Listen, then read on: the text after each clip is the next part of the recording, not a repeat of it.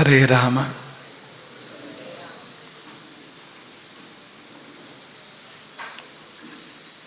ಕರುಣ ರಸದ ಕೋಡಿ ವರಿವ ಕಟಾಕ್ಷದ ಪರತತ್ವ ವರುಪ ವಾಲಾಪದ ವರ ಪುಣ್ಯಮಯ ಶರೀರದ ನಿರಾಭಾರಿ ಗುರುವಿರಲಿ ಎನ್ನ ಮಾನಸದಿ ಆ ಸದ್ಗುರುವಿರಲಿ ಎಮ್ಮ ಮಾನಸದಿ. ಆಪದಾಮಪಹರ್ತಾರಂ ದಾತಾರಂ ಸರ್ವಸಂಪದಾಂ ಲೋಕಾಭಿರಾಮಂ ಶ್ರೀರಾಮಂ ಭೂಯೋ ಭೂಯೋ ನಮಾಮ್ಯಹಂ.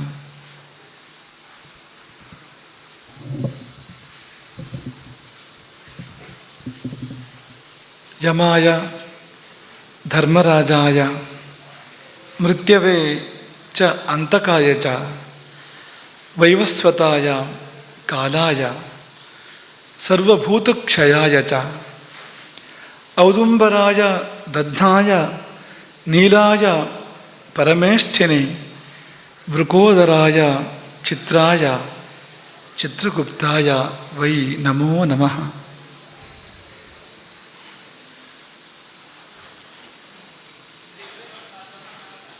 ಕಾಲಕ್ಕೂ ನಮಸ್ಕಾರ, ಕಾಲಾತೀತನಿಗೂ ನಮಸ್ಕಾರ. ಕಾಲಸ್ವರೂಪಿ ಯಮ, ಕಾಲಾತೀತ ರಾಮ ಇವರಿಬ್ಬರು ನಮ್ಮನ್ನು ರಕ್ಷಿಸಲಿ. ಕಾಲ ನಮಗೆ ಒಳ್ಳೆಯ ಕಾಲವನ್ನು ಕೊಡಲಿ.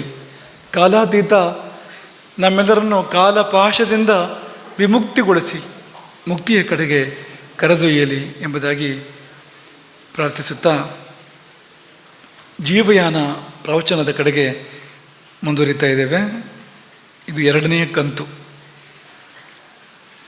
ಹಾಗೆ ನೋಡಿದರೆ ಇದು ಜೀವಯಾನ ಪ್ರವಚನ ಸರಣಿಯ ಮುಂದುವರಿಕೆಯೂ ಕೂಡ ಹೌದು. ಹಾಗೆಯೇ ಕಾಲದ ಕುರಿತಾದ ಪ್ರವಚನದ ಸರಣಿ ಒಂದು ನಡೀತಾ ಇದೆ. ಅನಾವರಣ ಚಾತುರ್ಮಾಸ್ಯ ಆರಂಭವಾದ ನಂತರ ಅದರೊಟ್ಟಿಗೆ ಕಾಲದ ಕುರಿತಾಗಿ ಒಂದು ಪ್ರವಚನದ ಸರಣಿ ಆರಂಭ ಆಗಿದೆ. ಅದರ ಮುಂದುವರಿಕೆ ಕೂಡ ಹೌದಿದು. ಯಾಕೆಂದರೆ ಕಾಲ ಬೇರೆ ಅಲ್ಲ, ಯಮ ಬೇರೆ ಅಲ್ಲ. ಜೀವಯಾನ ಎಂಬುದು ಕಾಲಕ್ಕೆ ಒಳಪಟ್ಟು ನಡೆಯುವಂಥದ್ದು, ಕಾಲವನ್ನು ದಾಟಿ ಹೋಗುವಂಥದ್ದು. ಕೊಟ್ಟ ಕೊನೆಯಲ್ಲಿ ಸುಕೃತ ಜೀವಗಳು, ಪುಣ್ಯಾತ್ಮರು ಕಾಲವನ್ನು ದಾಟಿ ಹೋಗ್ತಾರೆ. ಉಳಿದವರು ಕಾಲದ ಅಂಕೆಗೆ ಒಳಪಟ್ಟ ಯಾನವನ್ನು ಮಾಡ್ತಾ ಇರ್ತಾರೆ. ಜೀವಯಾನ ಎನ್ನುವಂಥದ್ದು ಅದು ಕಾಲಾತ್ಮಕವೇ ಅಂತ. ಹಾಗಾಗಿ ಕಾಲದ ಕುರಿತಾದ ಪ್ರವಚನದ ಮುಂದುವರಿಕೆ ಕೂಡ ಇದು ಹೌದು. ಮಾತ್ರವಲ್ಲ, ಇದು ರಾಮಾಯಣ ಪ್ರವಚನವೂ ಹೌದು. ಇವತ್ತಿನ ಮಟ್ಟಿಗೆ ರಾಮಾಯಣ ಪ್ರವಚನವೂ ಹೌದು. ಹೀಗೆ ಇದು 3 in 1. ಇಂಗ್ಲಿಷ್ ಬೇಡವಾ? ತ್ರಿವೇಣಿ ಸಂಗಮ, ಪ್ರಯಾಗ, ಯಾವ್ದು ಬೇಕಾದ್ರೂ ಇಟ್ಕೊಳ್ಳಿ ನೀವು ಅದನ್ನು. 3 ಹೌದಾಗಿದೆ ಇದು ಎಂಬುದನ್ನು ಆರಂಭದಲ್ಲಿ ನಾವು ನೆನಪು ಮಾಡ್ತೇವೆ. ಜೀವಯಾನ ಪ್ರವಚನದಲ್ಲಿ ಜೀವಗಳ ದುರವಸ್ಥೆ ಅದನ್ನು ವರ್ಣನೆ ಮಾಡಿದ್ದೆವು. ಯಮನ ವಶರಾಗಿ ನರಳುವ ಜೀವಗಳು ಅಲ್ವಾ? ಯಾರಿಗೆ ಪೂರ್ವದ್ವಾರ, ಉತ್ತರ ದ್ವಾರ, ಪಶ್ಚಿಮ ದ್ವಾರ ಸಿಕ್ಕಿಲ್ವೋ, ಸಿಕ್ಕಿದವರು ಯಮನ ವಶರೇ, ಅವನ ಅಂಕೆ ಒಳಗೆ ಬರ್ತಾರವರು. ಸಿಗದವರಂತೂ ಯಮನ ಅಂಕೆಯಲ್ಲಿ ಬರೋದು ಮಾತ್ರ ಅಲ್ಲ, ಯಮನ ಬೆಂಕಿಯಲ್ಲಿ ಕೂಡ ಬರ್ತಾರೆ ಅವರು. ಯಮಲೋಕದ ಯಮಯಾತನೆಯನ್ನು, ಯಮ ದುಃಖವನ್ನು ಅವರು ಅನುಭವಿಸ್ತಾರೆ. ಆ ಕಥೆಯನ್ನು ವಿಸ್ತಾರವಾಗಿ ನೀವು ಕೇಳಿದ್ದೀರಿ. ಇದೀಗ ಹೇಳುವ ಕಥೆ ಅಥವಾ ಇಂದಿನಿಂದ ಪ್ರತಿನಿತ್ಯ ಹೇಳುವಂಥ ಕಥೆಗಳು ಅವು ಹೇಗಿವೆ ಅಂದರೆ, ಯಮನಿಗೆ ಸಡ್ಡು ಹೊಡೆದವರು, ಯಮನ ಜೊತೆಗೆ ಯುದ್ಧ ಮಾಡಿದವರು, ಸೋತವರು, ಗೆದ್ದವರು, ಯಮನನ್ನೇ ದಂಡಿಸಿದವರು, ಅಥವಾ ಯಮನೋ ಕಾಲನೋ ಆಳಾಗಿ ಬಂದು ಕೈ ಮುಗಿದು ನಿಲ್ಲುವಂತೆ ಇದ್ದವರು. ಅಂತಹ ಕೆಲವು ಮಹಾಪುರುಷರ, ಕೆಲವು ವಿಶೇಷ ವ್ಯಕ್ತಿಗಳ ಚರಿತ್ರೆಗಳನ್ನು 7 ದಿನಗಳಲ್ಲಿ ಹೇಳುವಂಥ ಮನಸ್ಸು. ಯಾಕೆಂದರೆ ಒಂದು ಯಮನ ವಶವಾಗಿ ನಾವು ಬದುಕು ಮಾಡುವಾಗ ಆ ಕಷ್ಟವೂ ಗೊತ್ತಾಗಬೇಕು ನಮಗೆ. ಇನ್ನೊಂದು ಮೀರಿ ನಿಲ್ಲುವ ಸ್ಫೂರ್ತಿಯೂ ಬೇಕು ನಮಗೆ. ಅದಕ್ಕಿಂತ ಮುಂದಕ್ಕೆ ಅದಾಗೋದಿಲ್ಲ ಅಂದರೆ ಆವಾಗ ಏನು ಮಾಡಬೇಕು? ಅಂತಹ ಮಹಾಪುರುಷರಂತ ನಾವಿಲ್ಲ ಅಂದರೆ ಏನು ಮಾಡಬೇಕು? ಮುಂದಿನ ಸರಣಿಯಲ್ಲಿ ಅದಕ್ಕೆ ಉತ್ತರವನ್ನು ಕೊಡೋಣ. ಈ ಸರಣಿಯಲ್ಲಿ ಯಮನಿಗೆ ಸಡ್ಡು ಹೊಡೆದವರು, ಯಮನನ್ನು ಮೀರಿದವರು, ಯಮನಲ್ಲಿ ಸೋತವರು, ಗೆದ್ದವರು ಅಂಥವರ ಕೆಲವರ ಕಥೆಯನ್ನು ಸ್ವೀಕಾರ ಮಾಡ್ತಾ ಇದ್ದೇವೆ. ಇವರೆಲ್ಲ ಕೆಚ್ಚದೆಯ ಕಲಿಗಳು. ಯಾಕೆಂದರೆ ಯಮನನ್ನು ಕಂಡಾಗ ಭಯವಾಗಲಿಲ್ಲ ಅಂದರೆ ಅದೇ ದೊಡ್ಡ ಸಾಧನೆ ಅಂತ. ಕುಂಭಕರ್ಣ ಲಕ್ಷ್ಮಣನಿಗೆ ಹೇಳ್ತಾನೆ. ಕುಂಭಕರ್ಣನ ಯುದ್ಧ ಇದೆಯಲ್ಲ ಒಂದು ಅದ್ಭುತವಾಗಿರುವಂಥದ್ದು. ಲಕ್ಷ್ಮಣ ಬಂದು ಎದುರು ನಿಂತಾಗ ಲಕ್ಷ್ಮಣನಿಗೆ ಮೊದಲು ಹೇಳ್ತಾನೆ, ನೀನು ಸಣ್ಣವನು, ಹೋಗು ಮನೆಗೆ ಹೋಗು, ನೀನು ನನ್ನ ಎದುರಿಗೆ ನೀನು ನಿಲ್ಲೋಕೆ ಸಾಧ್ಯ ಇಲ್ಲ ಅಂತ ಹೇಳಿದಾಗ ಲಕ್ಷ್ಮಣ ಸ್ಕಂದನ ಉದಾಹರಣೆ ಕೊಡ್ತಾನೆ. ಅವನು ಸಣ್ಣವನ ಅಂತ. ಸಣ್ಣವನೇ ಹೋದಾಗಿದ್ರು ಕೂಡ ಅವನು ಮಾಡಿದ ಕಾರ್ಯ ಸಣ್ಣದ ಅಂತ. ನನ್ನ ಬಾಣಗಳು ಸಣ್ಣವಲ್ಲ ಅಂತ ಹೇಳ್ತಾನೆ. ಆಗ ಅವನು ಒಂದು ಮಾತನ್ನು ಹೇಳ್ತಾನೆ, ನೀನು ನನ್ನ ಎದುರಿಗೆ ಬಂದು ನಿಂತೆ, ಇದೇ ನಿನ್ನ ಸಾಧನೆ. ಇಂದ್ರನಿಗೂ ಭಯ ಆಗತ್ತೆ ನನ್ನ ಮುಂದೆ ಬಂದು ನಿಲ್ಲೋದಕ್ಕೆ. ಹಾಗಿರುವಾಗ ನನ್ನ ಮುಂದೆ ಬಂದು ನಿಂತೇ ಇಲ್ಲ, ಯುದ್ಧಕ್ಕೆ ನೀನು ಸಜ್ಜಾದೇ ಇಲ್ಲ ಅಂತ. ಅಷ್ಟರ ಮಟ್ಟಿಗೆ ನೀನೊಬ್ಬ ಮಹಾವೀರನೇ ಹೋದು ಎಂಬುದಾಗಿ ಇವನೇ ಶಾಬಾಷಿಗೆ ಕೊಡೋದು ಲಕ್ಷ್ಮಣನಿಗೆ.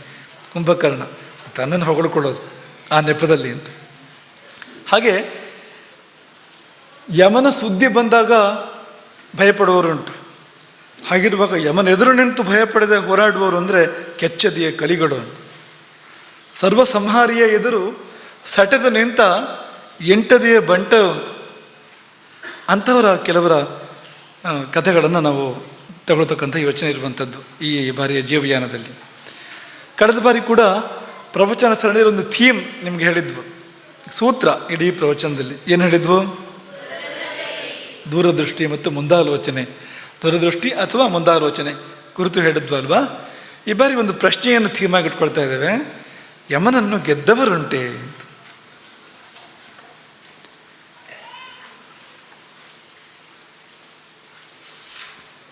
ಈ ಪ್ರಶ್ನೆ ಬರೋಕ್ಕೆ ಕಾರಣ ಇದೆ.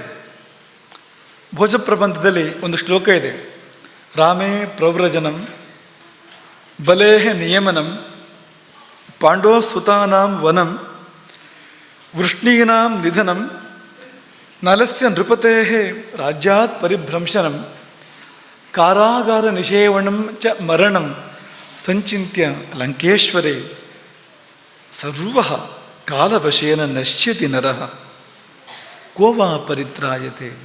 ಯಾರು ಕಾಪಾಡೋರು? ಎಲ್ಲರೂ ಕಾಲವಶರೇ, ಎಲ್ಲರನ್ನೂ ಕಾಲ ನಾಶ ಮಾಡ್ತಾನೆ.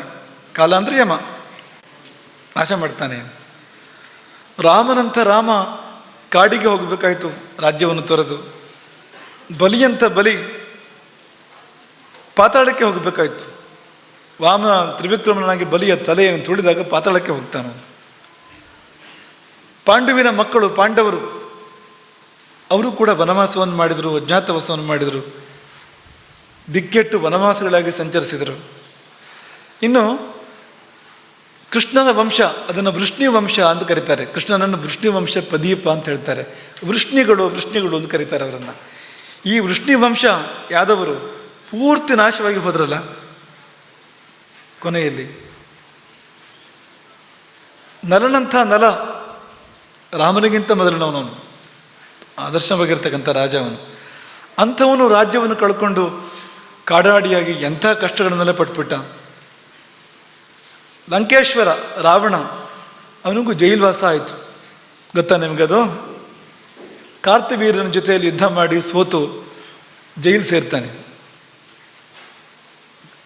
ಕಾರ್ತಿವೀರ್ಯ ಸೆರೆಗಟ್ತಾನೆ ರಾವಣನನ್ನು. ಹಾಗೊಂದು ಘಟನೆ ನಡೆದೋಗಿದೆ. ವಾಲಿ ಕೂಡ ತನ್ನ ಬಗಲಲ್ಲಿ ಕಂಕಳಲ್ಲಿ ಔಚಿಟ್ಕೊಂಡಿದ್ದಂತೆ ರಾವಣನನ್ನು. ಇದೆಲ್ಲ ಆಗಿದೆ. ಮರಣ ಬಂತು ಅವನಿಗೆ, ಲಂಕೇಶ್ವರನಿಗೆ ಅಂತ. ಹಾಗಾಗಿ ಒಂದು ತೀರ್ಮಾನ ಭೋಜ ಪ್ರಬಂಧ ಕೊಟ್ಟಿದ್ದೇನು ಅಂದರೆ, ಸರ್ವ ಕಾಲವಶೇನ ನಶ್ಯತಿ ನರಃ ಕೋಪ ಪರಿತ್ರಾಯತೆ. ಯಮನಿಗೆ ತುತ್ತಾಗದವರು ಯಾರು? ಎಲ್ಲರೂ. ಯಾರು ಕಾಪಾಡುವವರು? ಹೀಗಿರುವಾಗ ಯಮನಿಗೆ ಸಡ್ಡು ಹೊಡೆಯೋದು ಅಂದರೆ ಏನು ಅಂತ ಒಂದು ಉದಾಹರಣೆ ಇವತ್ತು ತಗೊಳ್ತಾ ಇದ್ದೇವೆ. ನಾವು ರಾವಣನಿಂದ ಆರಂಭ ಮಾಡಿ ರಾಮನಲ್ಲಿ ಮುಕ್ತಾಯ ಮಾಡೋದು ಒಳ್ಳೆಯದು. ಹಾಗಾಗಿ ಮೊಟ್ಟ ಮೊದಲ ಉದಾಹರಣೆ ರಾವಣನೇ. ಅದರಿಂದಲೇ ಹೇಳಿದ್ದು ಇದು ರಾಮಾಯಣ ಪ್ರವಚನವೂ ಕೂಡ ಹೌದು ಅಂತ. ರಾವಣನ ಬದುಕಿನ ಮೂಲ ಧ್ಯೇಯ ಯಾವುದು? ಆಲೋಚನೆ ಮಾಡಿ ನೀವು. ಏನನ್ನ ಬದುಕಿನ ಲಕ್ಷ್ಯವಾಗಿ ರಾವಣ ಇಟ್ಕೊಂಡಿದ್ದ? ಇದು ಗೊತ್ತಾಗಬೇಕು ಅಂದರೆ ರಾವಣನ ತಪಸ್ಸು ಗೊತ್ತಾಗಬೇಕು. ದೊಡ್ಡ ತಪಸ್ಸನ್ನು ಮಾಡಿದ್ದಲ್ವ ರಾವಣ, ಅತ್ಯುಗ್ರವಾದ ತಪಸ್ಸು. ಆ ತಪಸ್ಸು ಮಾಡಿ ಕೇಳಿದ ವರ ಏನು? ಅಮರತ್ವಂ ಅಹಂ ವೃಣಿ, ಮೃತ್ಯು ನನ್ನನ್ನು ಮುಟ್ಟಬಾರದು ಅಂತ. ನಾನು ಅಮರನಾಗಬೇಕು ಅಂತ, ಸಾವಿಲ್ಲದವನಾಗಬೇಕು ಅಂತ. ನೋಡಿ ಜೀವಯಾನ ಎಲ್ಲಿ ಬಂತು ಅಂತ. ಇಂಥವರು ಕೂಡ ಇದ್ದಾರೆ ಅಂತ. ತಮ್ಮ ಬದುಕಿಗೆ ಮಿತಿಯೇ ಇರಬಾರ್ದು ಅಂತ, ಮುಕ್ತಾಯವೇ ಇರಬಾರ್ದು ಬದುಕಿಗೆ ಅಂತ. ಯಾವತ್ತೂ ನಾನು ಬದುಕೇ ಇರಬೇಕು, ಸಾಯಲೇಬಾರ್ದು. ಇಂಥವರು ಕೂಡ ಇದ್ದಾರೆ ನೋಡಿ ಅಂತ. ಇವರೆಲ್ಲ ಸಾತ್ವಿಕರು ಇದ್ದಾರೆ, ರಾಜಸ ತಮಸರು ಇದ್ದಾರೆ. ರಾವಣನು ಆ ಪಟ್ಟಿಯಲ್ಲಿ ಬರ್ತಾನವನು. ಎಂಥ ತಪಸ್ಸು ರಾವಣ ಮಾಡಿದ್ದು ಅಂತಂದರೆ, ದಶವರ್ಷ ಸಹಸ್ರಾಣಿ ನಿರಾಹಾರೋ ದಶಾನನಃ. 10,000 ವರ್ಷಗಳ ತಪಸ್ಸಂತೆ ರಾವಣನದ್ದು. ಈ 10,000 ವರ್ಷಗಳು ಕೂಡ ಅವನು ನಿರಾಹಾರನಾಗಿದ್ದ, ಉಪವಾಸ ಇದ್ದ. ರಾವಣ ಅಂದರೆ ರಾವಣನೇ ಅವನು ಯುದ್ಧ ಮಾಡಿದ್ರು ಹಾಗೆ, ತಪಸ್ಸು ಮಾಡಿದ್ರು ಕೂಡ ಹಾಗೆ ಅಂತ. ಅವನು ಬೇರೆಯವರಿಗೂ ಕ್ರೂರಿಯೇ, ತನ್ನ ಮೇಲೂ ಕೂಡ ತನ್ನ ಕ್ರೂರಿಯೇ ಅಂತ. ತನ್ನ ಕುರಿತು ಕೂಡ ಅವನ ವರ್ತನೆ ಆಗಿದೆ ನೋಡಿ ಅಂತ. 10,000 ವರ್ಷಗಳ ಕಾಲ ಹೊಟ್ಟೆಗಿಲ್ಲದೆ, ಅನ್ನ ನೀರುಗಳಿಲ್ಲದೆ ತಪಸ್ಸನ್ನು ಮಾಡ್ತಾನೆ. ಇಷ್ಟಕ್ಕೆ ಮುಗಿಲಿಲ್ಲ, 1,000 ವರ್ಷ ಮುಗಿತಿದ್ದಂಗೆ ಒಂದೊಂದು ಹಂತ ಅದು. ಆ 1,000 ವರ್ಷ ಮುಗಿತಿದ್ದಾಗೇ ಒಂದೊಂದು ತಲೆಯನ್ನು ಕತ್ತರಿಸಿ ಹೋಮ ಮಾಡ್ತಾ ಇದ್ದಂತ ಅವನು. ಪೂರ್ಣೆ ವರ್ಷ ಸಹಸ್ರೇತು ಶಿರಶ್ಚ ಅಗ್ನೌ ಜುಹಾವಸಃ. 1,000 ವರ್ಷ ಪೂರ್ತಿಯಾದಾಗ ತನ್ನದೇ ಒಂದು ತಲೆಯನ್ನು, ಯಾರು ಬೇಕಾದಷ್ಟು ಇತ್ತು ಅವನಲ್ಲಿ, 10 ಇತ್ತಲ್ಲ ಅವನಲ್ಲಿ, ಒಂದೊಂದೇ ತಲೆಯನ್ನು ಕತ್ತರಿಸಿ ಹೋಮ ಮಾಡ್ತಾ ಇದ್ದಂತೆ. ಏವಂ ವರ್ಷ ಸಹಸ್ರಾಣಿ ನವತಸ್ಯ ಅತಿಚಕ್ರಮುಹು. ಹೀಗೆ 9,000 ವರ್ಷಗಳು ಕಳೆದವು. ಅಲ್ಲಿಗೇನಾಯಿತು? 9 ತಲೆಗಳು ಹುತವಾಗಿ ಹೋದವು. 9 ತಲೆಗಳನ್ನು 1000 ವರ್ಷಕ್ಕೊಂದರಾಗಿ ಹೋಮ ಮಾಡ್ತಾ ಹೋಗ್ಬಿಟ್ಟ ಅವನು. 9,000 ವರ್ಷ ಮುಗಿದ ಮೇಲೆ ಮತ್ತೊಂದು 1,000 ವರ್ಷ ತಪಸ್ಸು ಮಾಡ್ತಾನೆ. 10,000 ವರ್ಷ ಪೂರ್ತಿ ಆಗ್ತಾ ಇದೆ. ಅವನು ಎಂಥವನು ಅಂದರೆ, 10,000ನೇ ವರ್ಷ ಪೂರ್ತಿ ಆಗುವಾಗ ಆ ಉಳಿದ ಒಂದು ತಲೆಯನ್ನು ಕತ್ತರಿಸಿ ಅಗ್ನಿಗೆ ಹಾಕಲಿಕ್ಕೆ ಸಿದ್ಧನಾದ ಅಂತ. ನೋಡಿ, ನೀವು ಮರಣವನ್ನು ಮೀರಬೇಕು ಅಂದರೆ ಮರಣಕ್ಕೆ ಭಯಪಡಬಾರದು. ಮರಣವನ್ನು ಮೀರಬೇಕು ಅಂದರೆ ಮರಣ ಬಂದರೂ ಸರಿ ಎನ್ನುವ ಮಟ್ಟಿಗೆ ತಯಾರಿರಬೇಕು ಅಂತ. ಹಾಗಿದ್ದಾಗ ಮರಣವನ್ನು ಮೀರುವ ಪ್ರಯತ್ನವನ್ನಾದರೂ ಮಾಡ್ಬೋದು ಏನು ಅಂತ. ಉದ್ದೇಶ ಅಮರತ್ವ. ಆದರೆ ಮಾಡ್ತಾ ಇರೋದೇನೆಂದರೆ ತಲೆಯನ್ನೇ ಕಡಿದು ಹೋಮ ಮಾಡುವಂಥದ್ದು, 10ನೇ ತಲೆಯನ್ನು ಅಂತ. ಈಗಾದ್ರೂ ಬರ್ತಾನ ಇಲ್ಲೂ ನೋಡೋಣ ಬ್ರಹ್ಮ ಅಂತ. ಆ ರೀತಿ ಒಂದು ಛಲ ಇದೆ ಅದರಲ್ಲಿ ಅಂತ. ಹಾಗಾಗಿ ಛೇತ್ತು ಕಾಮೆಯ ದಶಗ್ರೀವೆ, 10ನೆಯ ತಲೆಯನ್ನು ಕತ್ತರಿಸಲಿಕ್ಕೆ ದಶಗ್ರೀವ ಅಂದ್ರೇನು? ಕೊರಳು. ಗ್ರೀವ ಅಂದರೆ ಕೊರಳು, 10 ಕೊರಳು. ದಶಗ್ರೀವ ಅಂದರೆ ಹುಟ್ಟಿ ಹೆಸರು ಅದು. ದಶಾನನ, ದಶಗ್ರೀವ, ದಶಶಿರಾಹ ಅಂತೆಲ್ಲ ಇದೆ ನೋಡಿ. 10ನೇ ತಲೆ ಇನ್ನೇನು ಕತ್ತರಿಸ್ಬೇಕು, ಅಲ್ಲಿವರೆಗೂ ಬ್ರಹ್ಮ ತಗೊಂಡೋಗಿದ್ದಾನೆ ಅಂತ. ಯಾಕೆಂದರೆ ಇವನಿಗೆ ವರ ಕೊಟ್ಟರೆ ಸಮಸ್ಯೆ ಅಂತಲೇ ಗೊತ್ತು. ಹಾಗಾಗಿ ಸಾಧ್ಯ ಆದಷ್ಟು ಕೊಡದೇ ಇರಬೇಕು ಅನ್ನೋ ಥರದ ವಾತಾವರಣ ಇದೆ ಅಲ್ಲಿ ಅಂತ. ಬೇರೆ ದಾರಿಯೇ ಇಲ್ಲ ಅನ್ನೋ ಸಂದರ್ಭದಲ್ಲಿ ಬ್ರಹ್ಮ ಪ್ರಕಟ ಆದ ಅಂತ, ದೇವತೆಗಳ ಜೊತೆಯಲ್ಲಿ. ಪ್ರೀತೋಸ್ಮೀನ್, ಸುಪ್ರೀತನಾದ. ಶೀಘ್ರಂ ವರೆಯ ದರ್ಭಜ್ಞ ವರಂ. ಯಾವ ವರ ಬೇಕು ಕೇಳು, ನಿನ್ನ ಪರಿಶ್ರಮ ವ್ಯರ್ಥ ಆಗದೇ ಇರಲಿ, ಈ ತಪಸ್ಸು ವೃಥಾ ಆಗದೇ ಇರಲಿ, ಕೇಳು ಬೇಕಾದ ವರವನ್ನು ಅಂದಾಗ ಬಹಳ ಸಂತೋಷ ಆಯಿತು ರಾವಣನಿಗೆ. ಕೇಳಿದ ವರವನ್ನು. ಮಾತು ಗದ್ಗದಿಸ್ತಾ ಇತ್ತಂತೆ ಅವನದ್ದು, ಕಂಠ ಗದ್ಗದವಾಯ್ತಂತೆ ಸಂತೋಷದ ತುಟ್ಟ ತುದಿಯಲ್ಲಿ. ಬ್ರಹ್ಮದೇವರಿಗೆ ಒಂದು ನಮಸ್ಕಾರ ಮಾಡಿ, ಉಳಿದ ಒಂದು ತಲೆಯಿಂದ ಒಂದು ನಮಸ್ಕಾರ ಮಾಡಿ ಬ್ರಹ್ಮದೇವರಿಗೆ. ಭಗವನ್ ಪ್ರಾಣಿನಾಂ ನಿತ್ಯಂ ನಾನ್ಯತ್ರ ಮರಣಾದ್ಭಯಂ. ಪ್ರಾಣಿಗಳಿಗೆ, ಜೀವರುಗಳಿಗೆ ಮರಣಕ್ಕಿಂತ ದೊಡ್ಡ ಭಯ ಬೇರುಂಟೆ? ಭಯದಲ್ಲಿ ಭಯ ಅಂದರೆ ಮರಣವೇ ಹೋದು. ನಾಸ್ತಿ ಮೃತ್ಯು ಸಮಶತ್ರು. ಯಮನಂಥ ಶತ್ರು ಬೇರೆ ಯಾರೂ ಇಲ್ಲ, ಮೃತ್ಯುವಿನಂಥ ಶತ್ರು ಬೇರೆ ಯಾರೂ ಇಲ್ಲ. ಹಾಗಾಗಿ ಅಮರತ್ವಂ ಅಹಂ ವೃಣಿ, ಅಮರತ್ವವನ್ನು ಕೊಡು. ಎಂಥ ವಿಚಿತ್ರ ನೋಡಿ. ನಿಮ್ಗೆ ನೆನಪು ಮಾಡೋದು ನಾವು ಅದನ್ನು. ಈ ರಾವಣ ಯಾರು ನಿಜವಾಗಿ? ವೈಕುಂಠದ ದ್ವಾರಪಾಲಕ ಅಲ್ವಾ? ಜಯ ಮತ್ತು ವಿಜಯ. ಇವ್ರ ಮುಂದೆ 2 ಆಯ್ಕೆ ಇತ್ತು. ಒಂದು 7 ಜನ್ಮದ ಮೈತ್ರಿ ಅಥವಾ 3 ಜನ್ಮದ ವೈರ ಅಂತ 2 ಆಯ್ಕೆ ಇತ್ತು. ವೈಕುಂಠದಿಂದ ಭೂಮಿಗೆ ಬೀಳೋದಂತೂ ಬೀಳಲೇಬೇಕು. ಮಿತ್ರನಾಗಿ ಇರೋದಾದರೆ 7 ಜನ್ಮ, ಶತ್ರುಗಳಾಗಿರೋದಾದರೆ 3 ಜನ್ಮ. ಆರಿಸ್ಕೊಂಡಿದ್ದೇನೋ ತ್ರಿಜನ್ಮ ವೈರ, 3 ಜನ್ಮದ ಶತ್ರುತ್ವವನ್ನು ಆರಿಸ್ಕೊಂಡಿತ್ತು ಜಯ ವಿಜಯರು. ಈಗ ಕೇಳ್ತಾ ಇರೋ ವರ ಏನು ನೋಡಿ, ಎಷ್ಟು ಒಂದಕ್ಕೊಂದು ವಿರುದ್ಧವಾಗಿದೆ ಅಂತ. ಈಗ ಕೇಳ್ತಾ ಇರೋದನು ಹೀಗೆ ಪರ್ಮನೆಂಟ್ ಮಾಡುವುದು ನನ್ನನ್ನು ಅಂತ. ಇಲ್ಲೇ ಪರ್ಮನೆಂಟ್ ಆಗ್ತೇನೆ ಅಂತ ಕೇಳ್ತಿರೋದು ಅವನು. ಅಮರತ್ವ ಕೇಳಿದ್ರೆ ಏನಾಗುತ್ತೆ? ಮತ್ತೆ ವೈಕುಂಠಕ್ಕೆ ಹೋಗೋಕ್ಕಾಗತ್ತ? ಅವನು ರಾವಣನಾಗೆ ಶಾಶ್ವತವಾಗಿರಬೇಕು. ಮಾಯೆ ಅಂದರೆ ಇದು ಅಂತ. ಹೇಗೆ ಅದು ಮಸುಕು ಮಾಡುತ್ತೆ ನೋಡಿ ಅಂತ ಮರ್ತೋಗ್ಬಿಟ್ಟಿದೆ. ತಾನ್ಯಾರು ಈ ವೈರ ಆರಿಸ್ಕೊಂಡಿದ್ದಾರು ಯಾಕೆ ಅಂತ ಮರ್ತೋಗ್ಬಿಟ್ಟಿದೆ. ಶಾರ್ಟ್ ಕಟ್, ಬೇಗ ಹೋಗಬೇಕು ಅಂತ ವೈರ ಆರಿಸ್ಕೊಂಡಿದ್ದು ಈಗ ಇಲ್ಲೇ ಖಾಯಮಾಗಿರಲ್ಲ ಅಂತ ಕೇಳ್ತಾ ಇದ್ದಾನೆ ಅಂತ. ಆದರೆ ಬ್ರಹ್ಮನಿಗೆ ಕರುಣೆ ಇದೆ. ಇವನಿಗೆ ಇಲ್ಲದೇ ಇದ್ರು ಬುದ್ಧಿ, ಬ್ರಹ್ಮನಿಗೆ ಕರುಣೆ ಇದೆ. ಇಲ್ಲ ಅಂತ ಹೇಳಿದಂತೆ ಬ್ರಹ್ಮ, ಇದನ್ನು ಕೊಡೋಕ್ಕಾಗೋದಿಲ್ಲ ಅಂತ. ನಾಸ್ತಿ ಸರ್ವಾಮರತ್ವಂ. ಬೇರೆ ಏನಾದ್ರು ಕೇಳು, ಇದನ್ನು ಮಾತ್ರ ಕೊಡೋಕ್ಕಾಗಲ್ಲ ಅಂತ. 2 ಕಾರಣ. ಒಂದು, ಪಾಪ ಈ ಜೀವ ಅದು ಬರಲಿ ವೈಕುಂಠಕ್ಕೆ, ಪಾಪಗಳನ್ನು ಅನುಭವಿಸಿ ಮುಗಿಸಿ ಮತ್ತೆ ವೈಕುಂಠಕ್ಕೆ ಬರಲಿ ಎಂಬ ಕಾರುಣ್ಯ ಇದೆ ಅದರಲ್ಲಿ. ಎಷ್ಟೋ ಬಾರಿ ದೊಡ್ಡವರು ನಮ್ಗೆ ಏನೇನಾದ್ರು ಕೊಡೋದಿಲ್ಲ ಅಂತ ಹೇಳಿದರೆ ನಮಗೆ ಅವ್ರ ಮೇಲೆ ಸಿಟ್ಟು ಬರುತ್ತೆ ಅಲ್ವಾ? ಅಪ್ಪ ಅಮ್ಮನ ಮೇಲೆ ಸಿಟ್ಟು ಬರುತ್ತೆ ಮಕ್ಕಳಿಗೆ, ಏನೋ ಕೇಳಿದಾಗ ಕೊಟ್ಟಿಲ್ಲ ಅಂದರೆ. ಅವ್ರು ಯಾಕೆ ಕೊಟ್ಟಿರೋದಿಲ್ಲ ಅಂದರೆ ನಮ್ಮ ಹಿತಕ್ಕಾಗಿ ಅಂತ. ಕೊಟ್ಟರೆ ತೊಂದರೆ ಅಂತ, ಅದಕ್ಕೋಸ್ಕರ ಕೊಟ್ಟಿರೋದಿಲ್ಲ ಅಂತ. ಅದು ಮಗುವಿಗೆ ಅರ್ಥ ಆಗೋದಿಲ್ಲ, ಅಪ್ಪ ಅಮ್ಮನ ಬೈಕೊಡುತ್ತೆ, ಶತ್ರು ಥರ ಭಾವಿಸುತ್ತೆ ಅಂತ. ಹಾಗೆ ಇದು ಅಂತ.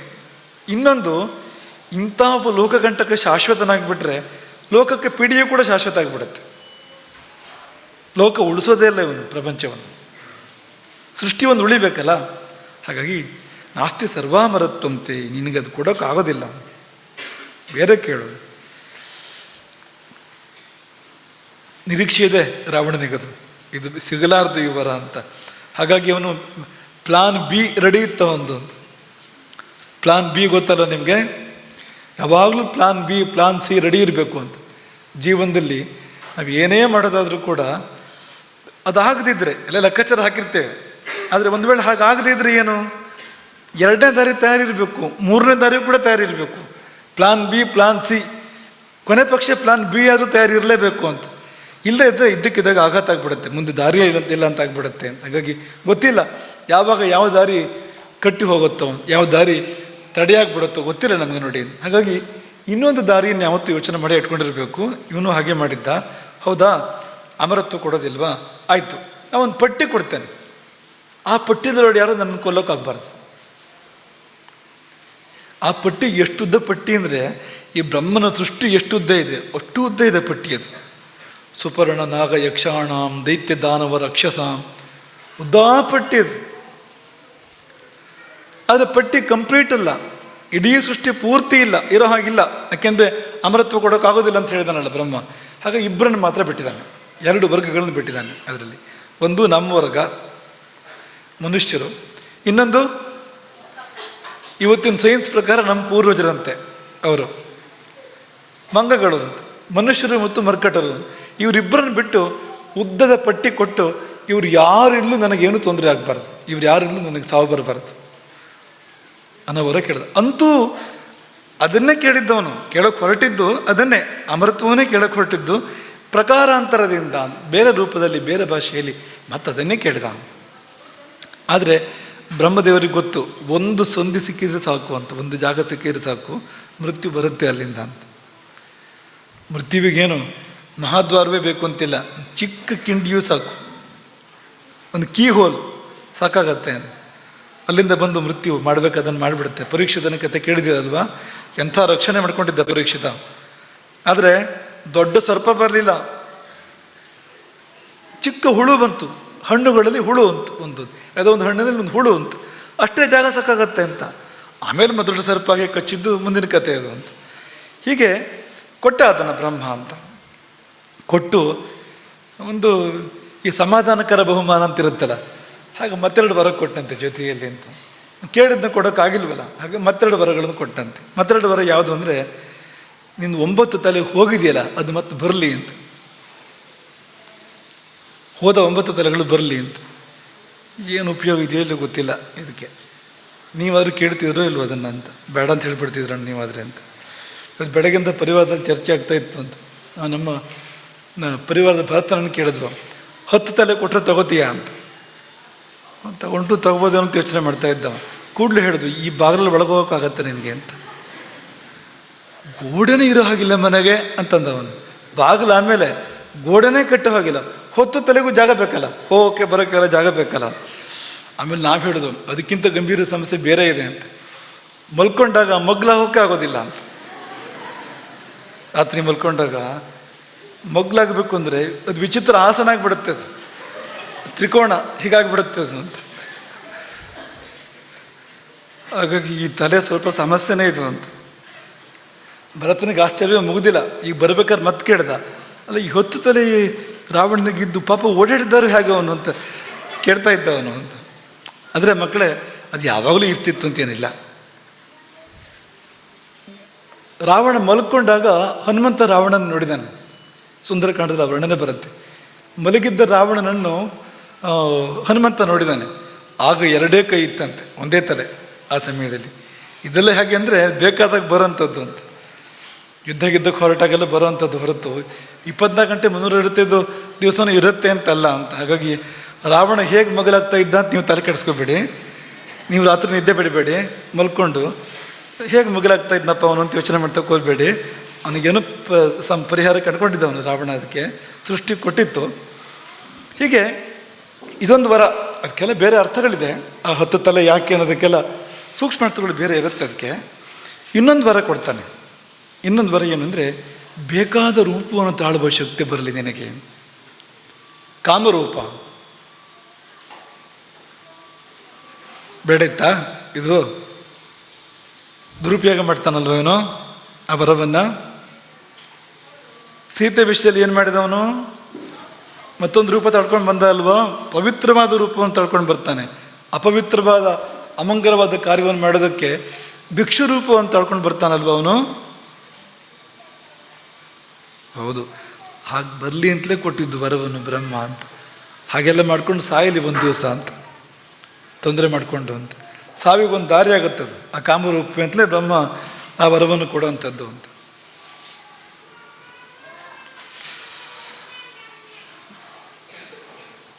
ಒಂದು 2 ನಿಮಿಷ ರಾಮಸ್ಮರಣೆ ಮಾಡೋಣ. ತುಂಬ ರಾವಣ ಸ್ಮರಣೆ ಆಗಿಬಿಟ್ಟಿದೆ ಇಷ್ಟೊತ್ತು. ಹಾಗಾಗಿ ಒಂದು 2 ನಿಮಿಷ ರಾಮಸ್ಮರಣೆ ಮಾಡಿಕೊಂಡು ಮತ್ತೆ ಪುನಃ ಮುಂದಿನ ಭಾಗಕ್ಕೆ ಮುಂದುವರಿಯೋಣ. ಪೂಜಾ, ಹರೇ ರಾಮದ ಅನುಸಂಧಾನ ಮಾಡಿಸುವ ಎಲ್ಲರಿಗೂ.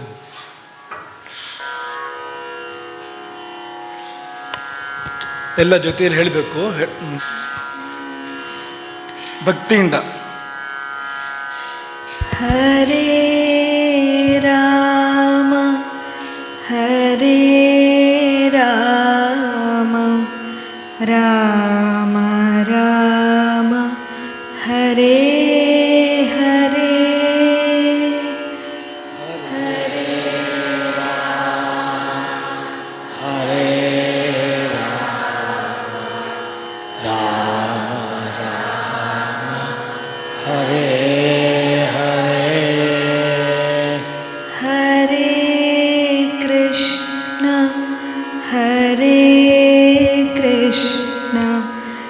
कृष्ण कृष्ण हरे हरे हरे कृष्ण हरे कृष्ण कृष्ण कृष्ण हरे हरे हरे राम हरे राम राम राम हरे हरे हरे राम हरे राम राम राम हरे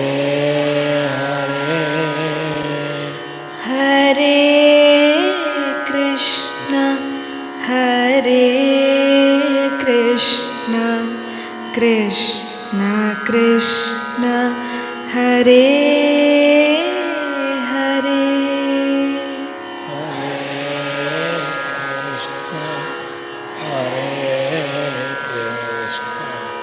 ಕೃಷ್ಣ ಕೃಷ್ಣ ಹರೇ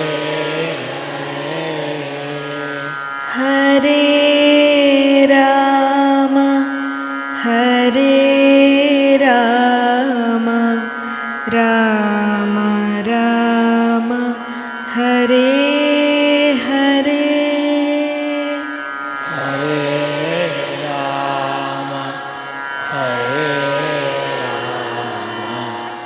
ರಾಮ ರಾಮ ರಾಮ ಹರೇ ಹರೇ ಹರೇ ಕೃಷ್ಣ ಹರೇ ಕೃಷ್ಣ ಕೃಷ್ಣ ಕೃಷ್ಣ ಹರೇ ಹರೇ ಹರೇ ಕೃಷ್ಣ ಹರೇ ಕೃಷ್ಣ ಕೃಷ್ಣ ಕೃಷ್ಣ ಹರೇ ಹರೇ ಹರೇ ರಾಮ ಹರೇ ರಾಮ ರಾಮ ರಾಮ ಹರೇ ಹರೇ ಹರೇ ರಾಮ ಹರೇ ರಾಮ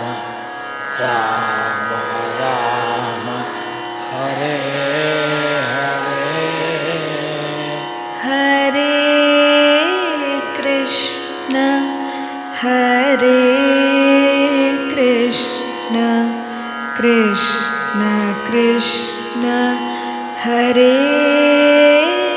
ಹರೇ ಹರೇ ಕೃಷ್ಣ ಹರೇ ಕೃಷ್ಣ ಕೃಷ್ಣ ಕೃಷ್ಣ ಹರೇ ಹರೇ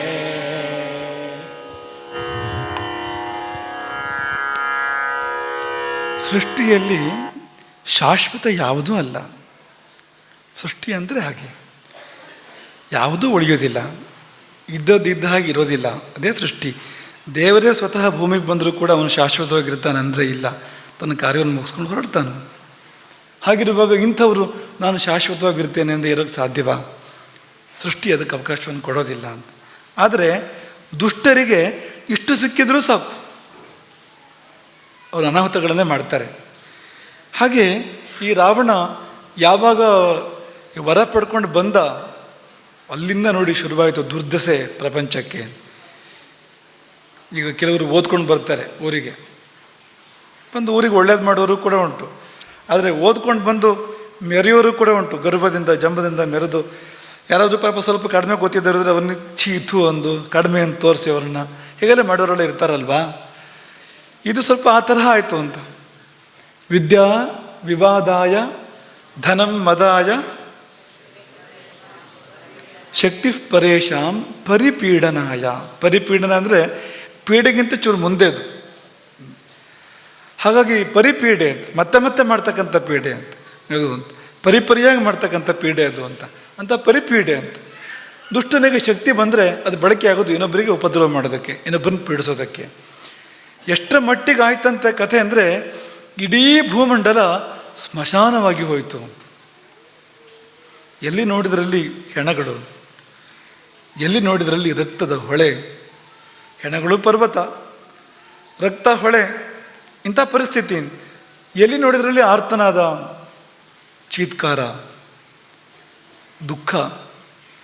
ಈ ಪ್ರಪಂಚದಲ್ಲಿ ಪುರುಷರು ಯಾರೂ ಕೂಡ ವೀರರಾಗಿರುವಂತೆ ಇಲ್ಲ.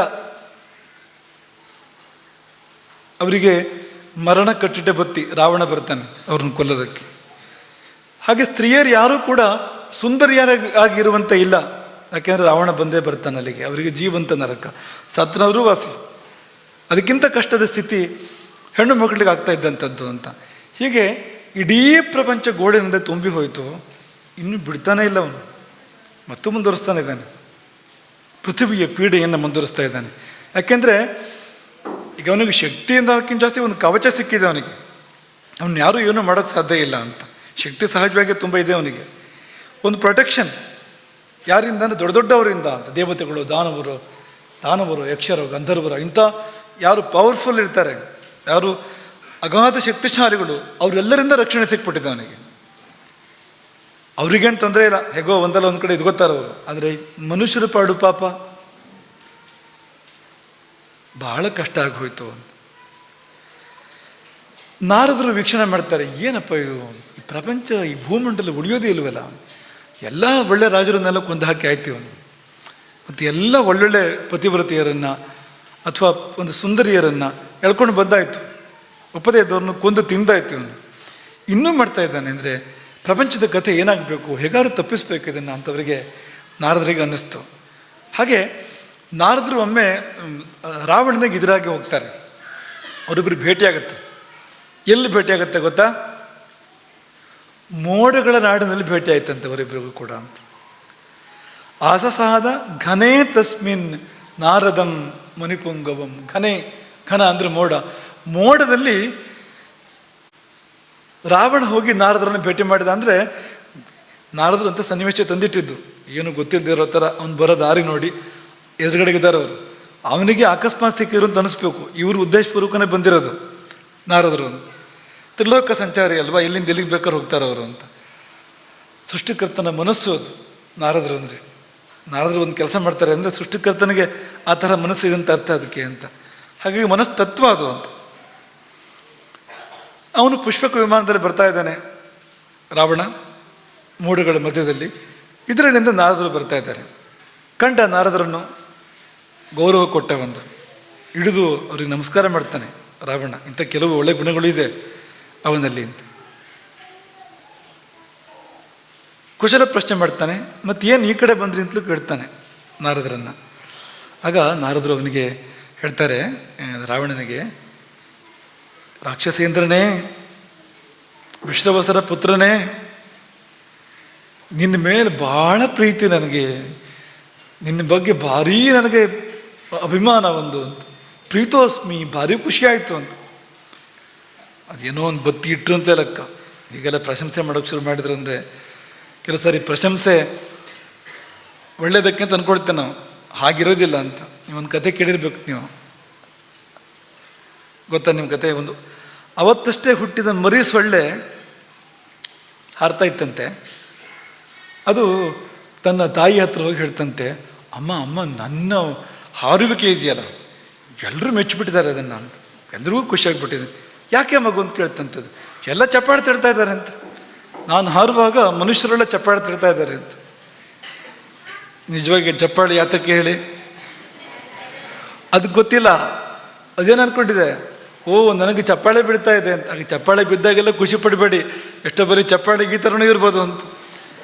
ಎಷ್ಟೋ ಬಾರಿ ಪ್ರಶಂಸೆ, ಮೆಚ್ಚುಗೆ, ಸ್ತೋತ್ರ ಅದೆಲ್ಲ ನಮ್ಮ ಒಳ್ಳೆಯದಕ್ಕೆ ಇರುತ್ತೆ ಅಂತೇನು ಇಲ್ಲ ಅಂತ. ಇರಲಿ, ತುಂಬ ನೀ ದೊಡ್ಡವನು ಅಂತ ಹೇಳ್ತಾ ಇದ್ದಾರೆ ನಾರದರು. ನೀನು ರಾಕ್ಷಸೇಂದ್ರ, ಬ್ರಹ್ಮರ್ಷಿ ವಿಶ್ರವಸರ ಪುತ್ರ ನೀನು, ಎಂಥ ಕುಲ ನಿನ್ನದು, ಬ್ರಹ್ಮವಂಶ ಪ್ರಸೂತ, ಬ್ರಹ್ಮನ ಮಗ, ಬ್ರಹ್ಮ ಮಾನಸ ಪುತ್ರ ಪುಲಸ್ತ್ಯರು, ಅವರ ಪುತ್ರ ವಿಶ್ರವಸರು ಬ್ರಹ್ಮರ್ಷಿಗಳು, ಅವ್ರ ಮಗ ನೀನು, ಎಂಥ ವಂಶ ನಿನ್ನದು, ಸಾಕ್ಷಾತ್ ಬ್ರಹ್ಮನ ಮರಿಮಗ ನೀನು, ಇಂಥವನಾಗಿದೆಯಾ ನೀನು. ಮತ್ತೆ ಬರೀ ವಂಶ ಮಾತ್ರ ಅಲ್ಲ, ಎಂಥ ಪರಾಕ್ರಮ ನಿನ್ನದು ಅಂತ, ನನಗೆ ಯಾರೂ ಸಮಾನ ಇಲ್ಲ ಅಂತ. ದೇವದಾನವರು, ಯಕ್ಷ ಗಂಧರ್ವರು ಯಾರು ನಿನ್ನನ್ನು ಎದುರಿಸೋಕ್ಕೆ ಸಾಧ್ಯ, ಹಾಗಿದೆಯೇ ನೀನು.